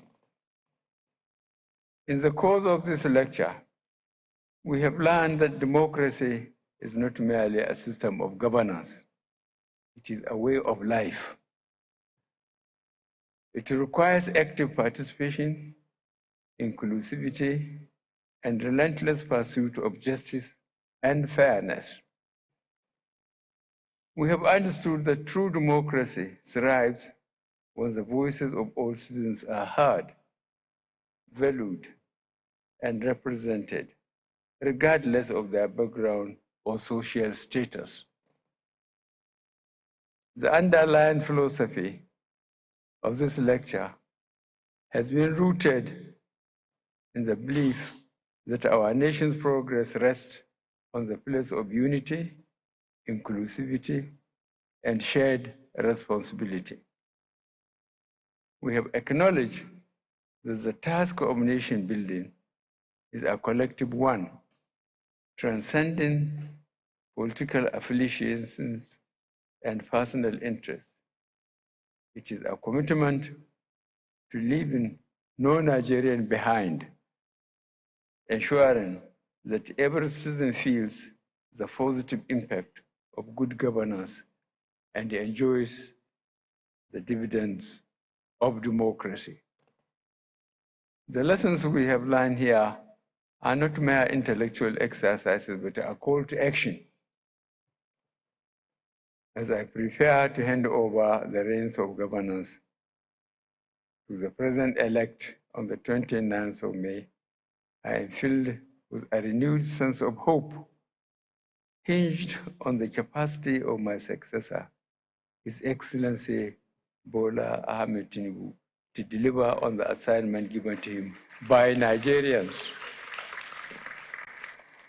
I am at the same time reminded of the immense responsibilities entrusted upon us as leaders and the tremendous potentials that lies within our great nation. We must heed the lessons of this lecture and translate them into concrete actions. We must continue to prioritize the welfare and well-being of our citizens, providing them with quality education, accessible health care, and sustainable livelihoods. We must fight against corruption in all its forms, unfolding the principles of transparency, accountability, and the rule of law. But above all, we must remain united. Our diversity is our strength, and it is through dialogue, understanding, and respect we can overcome our differences and forge a common path towards progress. Let us foster an environment where every Nigerian has an equal opportunity to thrive, regardless of their background, ethnicity, religion, or social status. As I conclude, I want to express my deep appreciation to the esteemed speakers, most especially our keynote speaker, His Excellency Uhuru Kenyatta, for once again accepting my invitation to share his wealth of knowledge with us. Indeed, your thought-provoking lecture and the perspective shared by the panel of eminent Nigerians has left an indelible mark on our collective consciousness. I thank the Secretary to the Government of the Federation and members of his team for a job well done. To the President-elect, I offer my heartfelt congratulations and assurance of my unwavering support. I trust that you will lead our nation with integrity, vision, and a deep commitment to the ideals of democracy and national development. Let us remember that the true measure of our success lies not in the titles we hold or the positions we occupy, but on the positive impact we make on the lives of our fellow citizens. Together, let us march forward, guided by the lessons learned from this lecture, and build a Nigeria that is prosperous, inclusive, and anchored on the principles of democracy. Thank you, and God bless the Federal Republic of Nigeria. The President will now be joined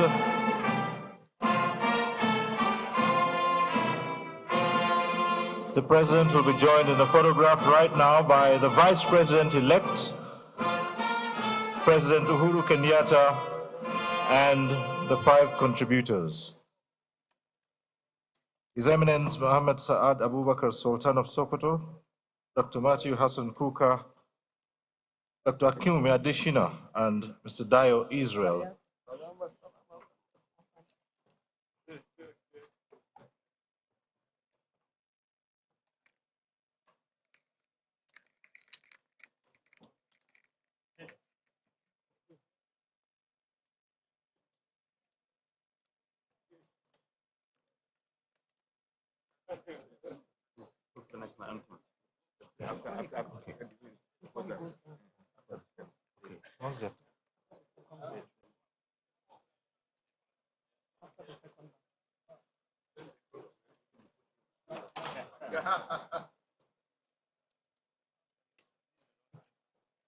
The next photograph will the SGF, the head of service, the deputy speaker, the APC national chairman, and the national secretary of the APC will join them for the next session. Thank you.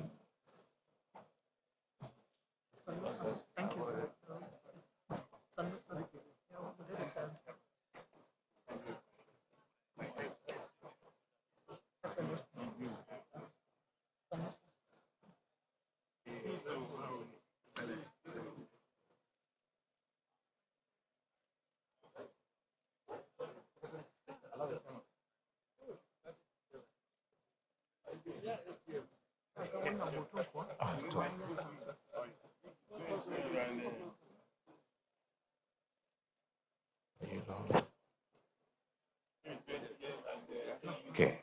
The national anthem. May we rise for the national anthem. Thank you.